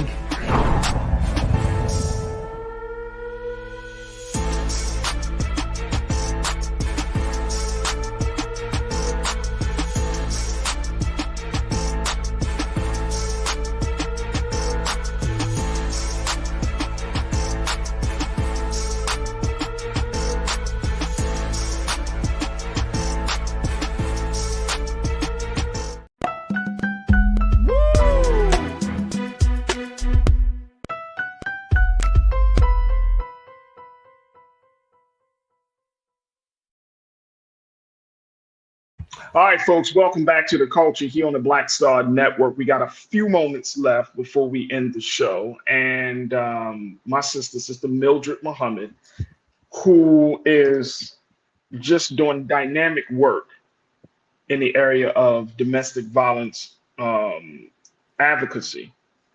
She's a psychologist. She's a speaker. She's an author. But she is a woman who loves people and is doing her part to save as many people's lives as possible. And I'm literally saying that. I'm saying she's literally saving lives by imparting wisdom and knowledge to change the dynamics of our relationship with others and with ourselves. Sister Mildred, with the final few moments we have with you, we talked about that fear. We're talking about the pain. We're talking about the emotional abuse, but let's end this on how did you find love? How did you fall in love with yourself again, especially going through all that you went through with your ex and just going through the remnants of that relationship, because those relationships still carry, right? The energy from, you might have ended the relationship or stopped seeing that person or broke ties with that person, but the remnants of that, the energy of that relationship still remain. So give us some guidance on how we can get past that. No, I don't. I'm sorry. No, I don't. It don't? With John? Oh, well, no. I'm glad. Hey, look, right. Hey, Hey, check me, Sister Milton. I'm your little brother. I'm your little brother. Check me. Tell me the truth. If you are walking around with bags, luggage with your ex name on it, no, we don't do that. So what I did, I exercised, I journaled, I prayed, I fasted. I was determined not to walk around with bags with John's name on it. And I had to raise 3 children in the process. So I had to make sure, as crazy as this sounds, I had to make sure that my children continued to love their dad. How crazy is that? Right? And how did you do that? I mean, that is crazy. They wanted to watch home movies. They wanted me to narrate what their dad was thinking and saying, right? Hey, regardless of what anybody says or does, and regardless of what he has done, God saw fit to bring the 3 of our children, and I do say our children, from the both of us. And that sounds crazy to a lot of people, but I would be remiss in my duty if I did not allow my children to feel every emotion that they needed to feel in order to come to a resolution about who their dad is and was to them and to society as a whole. For them, he's daddy. I don't care what y'all say. That's daddy. They remember daddy when he was playing with them and loving them. They remember that. Why would I take that from them? So I had to help them through that process. They wanted to go to the execution. I had to call the foreman, his attorney. Hey, my children want to come and see their dad. What are we doing? He said, well, he's about to go into the chamber, so I'll set up a phone call. And that was a call that never came. So my children went in 3 directions. They were angry. And then after that, Mom, can we go to the funeral? Yes, we can go to the funeral. I took them to the funeral. They got to say their last goodbye. And then we came home. And I told them, you will not use your dad as an excuse for failure. That's not going to happen. You're not going to be walking around here talking about my dad is the DC sniper and I can't make it. And all. No, that's not on my watch. We're not doing that at all. We're not doing that. So I had to put my stuff aside to give them what they needed in order for them to grow up emotionally balanced adults. But that require a serious level of emotional maturity on your part. You had to get through some things. Yes, I had to grow up. I had to grow up. I had to allow myself to grieve. I had to grieve the relationship. I had to grieve all of the promises and the things he said to me and I said to him. I had to grieve all of that. And then, there's this picture where I saw this picture that they have a frog. It's 2 pictures of a frog. One frog has tears in his eyes and the other frog is angry. So the one that has tears in his eyes, the caption is remembering how much we loved each other and how much the relationship meant. And then the one that's angry, then I remember he wanted to kill me. Right out of that, right? So when you are leaving an abuser, when you're leaving a relationship, of course you're still going to love that person. Of course you're still going to have those emotions. They don't just turn off. They don't. It's like this. This is you. This is the person, and y'all are meshed together.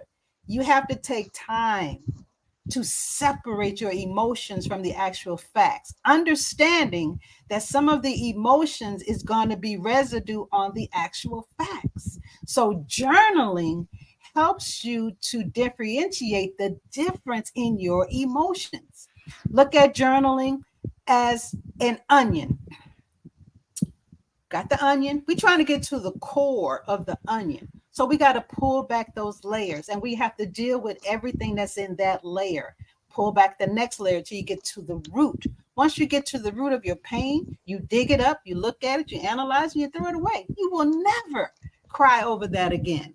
Whatever emotion you're feeling, if it's guilt, if it's shame, if it's whatever it is, look it up in the dictionary. You got a phone, pull up dictionary.com, look up the word, go through the definitions until the one resonates with you. That's the one you need to deal with. And then analyze, how is this happening to me? Because a lot of times when you are in an abusive relationship or in a relationship that's not healthy for you, that person is actually transferring their emotions onto you. You accept them as your own and say, I am sad. No, you're not sad. That person is sad, and they're making you feel like you are. You have to understand who you are. So when someone tries to do that, you can go, no, that's not me. I don't do that. That's not me at all. They will get angry. Oh, that is you. No, you know a snippet about me. You don't know me. I know me. You have to know yourself better than you know anybody else. You have survived 100% of your trauma because you're here right now. Who's been with you 100% of everything you've gone through? You have. You've never let yourself down because you got up and you fought every day to get better. Pat yourself on the back when you have those small victories. You don't need anybody to validate you. You were validated the day you were born, and God blew his breath in you and you took your first breath. That is your validation. You don't need anybody else to validate you. You're good. You're smart. You're intelligent. You're a creator. In Ephesians 2, God said he created us all to be a masterpiece. So why are you not walking in that? You're a masterpiece. It didn't say what you had to do. It didn't say where you had to be. It didn't say what circumstances you had to be in. It says he created you to be a masterpiece. Past tense, created, which means you already are. You're more than what you give yourself credit for. Don't allow anybody to make you feel less than what God created you to be. Don't do that. You don't need anybody to tell you who you are. You know. You may be afraid to act on it, but you know. Don't allow anybody to come into your life and wreak havoc in your life. That person has to go. Some people come into your life, they see what you got, and they take it from you. You end up worse off than you were before you met that person. That person got to go. They're bringing chaos and hell and confusion when you were living in peace. Don't let them do that to you. Don't let them do it. You are amazing. And you should always remember that. You are amazing. Don't allow anybody to make you feel that you're not. As soon as they tell you you're not, that's a person that should not be in your life. You should have people that's promoting you, making you feel better than who you are, or uplifting you to become better versions of yourself. If they're not doing that, they got to go. I'm gonna stop it right there, Sister Mildred. Okay. We got to stop it right there because our time. I told you there ain't enough time to have these conversations. It's never with enough you. time. It's never enough time. But look, let me tell you, you've been blessed, and I think on behalf of our culture crew, these are the lovely watchers. These are the folks that rock with us each and every day as we have these conversations from all parts of the country and some parts of the world. I think I can say we are truly grateful for your presence, and we thank you for joining us today. Spending extra time with us to have this, because a lot of us, we're in a culture right now. You know it, and I know it, that doesn't affirm the God and the God consciousness of us. It doesn't affirm the masculine nor the feminine side of us. That doesn't affirm peace and sanity. But that's by design, and you know that. Yes, ma'am. That's by design. That's why I'm saying you don't need anybody to validate you. That's when you're seeking outside validation. You got to know that I am who I am, regardless of whom or what. You got to know that. You got to know that you know that you know. And then if you don't have anybody to tell you that, email me. I'll tell you. Go on my social media.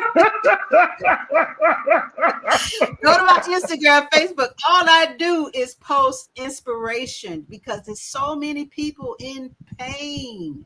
They are literally in pain, and they are not being taught how to handle that productively where you can still maintain who you are. You're not being taught that. Absolutely. You know I got to bring you back. Absolutely. I'm ready. Just tell me. Right now, the Culture Crew just been listening. Many of them have always, look, they're saying amen. Corinna said, amen. The doors of the church are open. That's our sister Corinna right there. Angie Brown says she is definitely a brave woman. My gosh. And Sister Charlene F, she said, phenomenal woman. And look, I love Sean Ryan. Sean Ryan said, she just rewired my brain. Carolyn Harrison, she said, this sister speaks truth. I am so appreciative of her wisdom. Janelle, my sister, she said, yes, she is. I just hope she has a practice to refresh after pouring so much out to others. I'm good. I'm recharged every day. I have a full battery when I wake up, and that battery don't go down till I close my eyes at night. I am good. I love it. Thank you for that. I am absolutely good. It's so many people in pain, I'm telling you. And I have to be ready when someone calls me or emails me for help. I know what it's like when someone says they're going to be, they say, I got you, and then they drop you. Why are you telling me that if you're not going to help me? So no, I'm there. I'm there. I answer all emails within 24 hours. Sometimes as soon as I get it, I respond. Well, put that email address out that you want us to have, Sister Mildred. It's Mildred at myfocusllc.com. And that's my life coaching website, myfocusllc.com. I just wrote a few books. If y'all could go on there and download some digital products, help me out. I'm gonna have my team pull it up. Lise, can we pull up her website for that? myfocusllc.com. And you can click on shop and just go at it with those digital products, because all of those products are there to help you to live a better life. It's to help you to understand your emotions so that you can become emotionally intelligent with understanding what you're feeling, put a name to it, look it up, and deal with it. There it is right here, Sister Mildred. There it is right there. You click on more and then shop. And there are all the books. There it is right there. Always, even if you want to become a speaker, because I do train people to be speakers in order to make a living at it. There it is. Look at this. I can't. Man, Samala said, to God be the glory. Absolutely. From one healed survivor to another. My heartfelt gratitude, God's continued blessings. Wow. I'm to God be the glory. I love that, Samala. Thank you for checking in. Timothy Alexander, you said we need more strong Black women, not only women, but men too. I salute you, my sister. Absolutely. Thank you. Come on. I couldn't disagree with that at all. We need strong. Matter of fact, Sister Mildred, we having a whole conversation, God willing, on kicking off on the 28th anniversary of the Million Man March. On the Black Men's Summit. That's what we're calling it. Black Men's Summit, redefining and celebrating Black manhood. And we're going to have a conversation about emotional intelligence. There it is right there. That's what we're going to kick it off. You know what I mean? Because we need that. It's so important. It's important to know what you're feeling and why you're feeling it, and understanding what your triggers are. And don't be so quick to respond when someone has said something that hurts you. No, they did that on purpose to get a reaction out of you. Don't react. Stop reacting and start acting. Don't react. Don't do that. Don't give them that power. As soon as you react, you're just giving them power over you. The person that controls your emotions, they control you. Come on, can you say that one more time? I want to just, I know we press for time, but say that one more time. The person that controls your emotions, they control you. Yeah. They do. Because all you're doing is waiting for them to say something that'll take you out of that feeling that you're having. I'm so sorry. Okay, I love you too. I know you didn't mean it. They did mean it. They did mean it. They meant it. They meant it. The person that controls your emotions control you. Absolutely. Hey, Lise, that's another bar. That's another bar. The other one, Sister Mildred, my team was loving it. My team was loving it. My producer, Lise, she said this one, the one that you brought up. Hold on, I'm looking for it real quick. I'm gonna look for this real quick. Here we go, y'all. Here's the bar. No one loves you more than a person that needs somewhere to stay. Come on, you come on. In 2 weeks. Oh, I just come on. There we go. 2 weeks. Hey, look, hey, Sister Mildred. 2 weeks. that could be a physical home or an emotional home. Absolutely. They can either stay in your apartment, your home, or they can stay in your heart. But no one loves you more. Or they stay in your body. Your mind, and they living in your mind rent free. They ain't paying you nothing. Woo! Always thinking about them. I know. Woo! Woo! Come on, you about to start a second show. I can't deal with you, sis. I can't deal with you. Now, I love and appreciate you so much, Sister Mildred. And I am so grateful for your presence and joining us here today. Folks, Sister Mildred Muhammad, who is a psychologist, domestic abuse and advocate, domestic abuse survivor. And y'all can clearly see this is a woman who has gone through some things, but has been able to reach the sunshine, the light on the other side. You're doing awesome work. May God continue to bless you, our dear sister. Looking forward to reconnecting with you to talk about some of the other things that you're working on. But thank you for being so good for the culture today. And thank you for putting up my books on the website. I really appreciate that.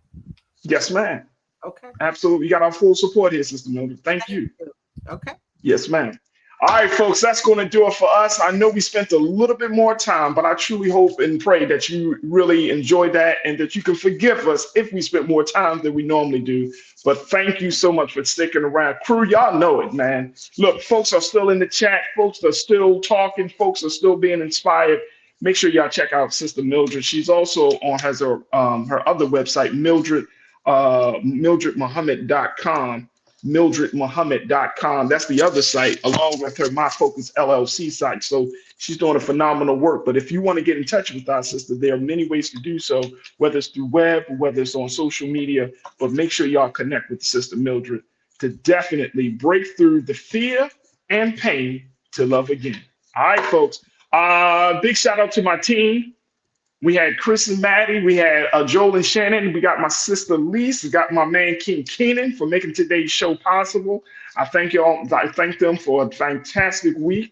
And of course, I want to thank each and every one of you for being part of the conversation. Folks, make sure you support us here at Black Star Network. Your support means the world to us. So go to Black Star Network today, download the app for free, find us on social media and follow us. And more importantly, give something to help us in this digital movement that we are embarked upon. Again, that's blackstarnetwork.com. Also follow me. I need some followers. I need some of y'all to connect with me at The Real Farajii on Instagram. I got enough Facebook followers, but Instagram, Twitter, you can find me at Farajii on Twitter and on Instagram. I would love to connect with y'all, and definitely, let's continue to build the culture crew. All right, folks, that's going to do it for us. At 6 p.m. Eastern Standard Time, as always, and my man, my big brother Roland Martin is up next with Roland Martin Unfiltered. But always remember this, never be afraid to challenge what's wrong, stand for what's right while being yourself in the process. God willing, we will connect on Monday for another exciting edition of The Culture, right here, exclusively here on the Black Star Network. Have a great weekend. Talk to you soon. Peace.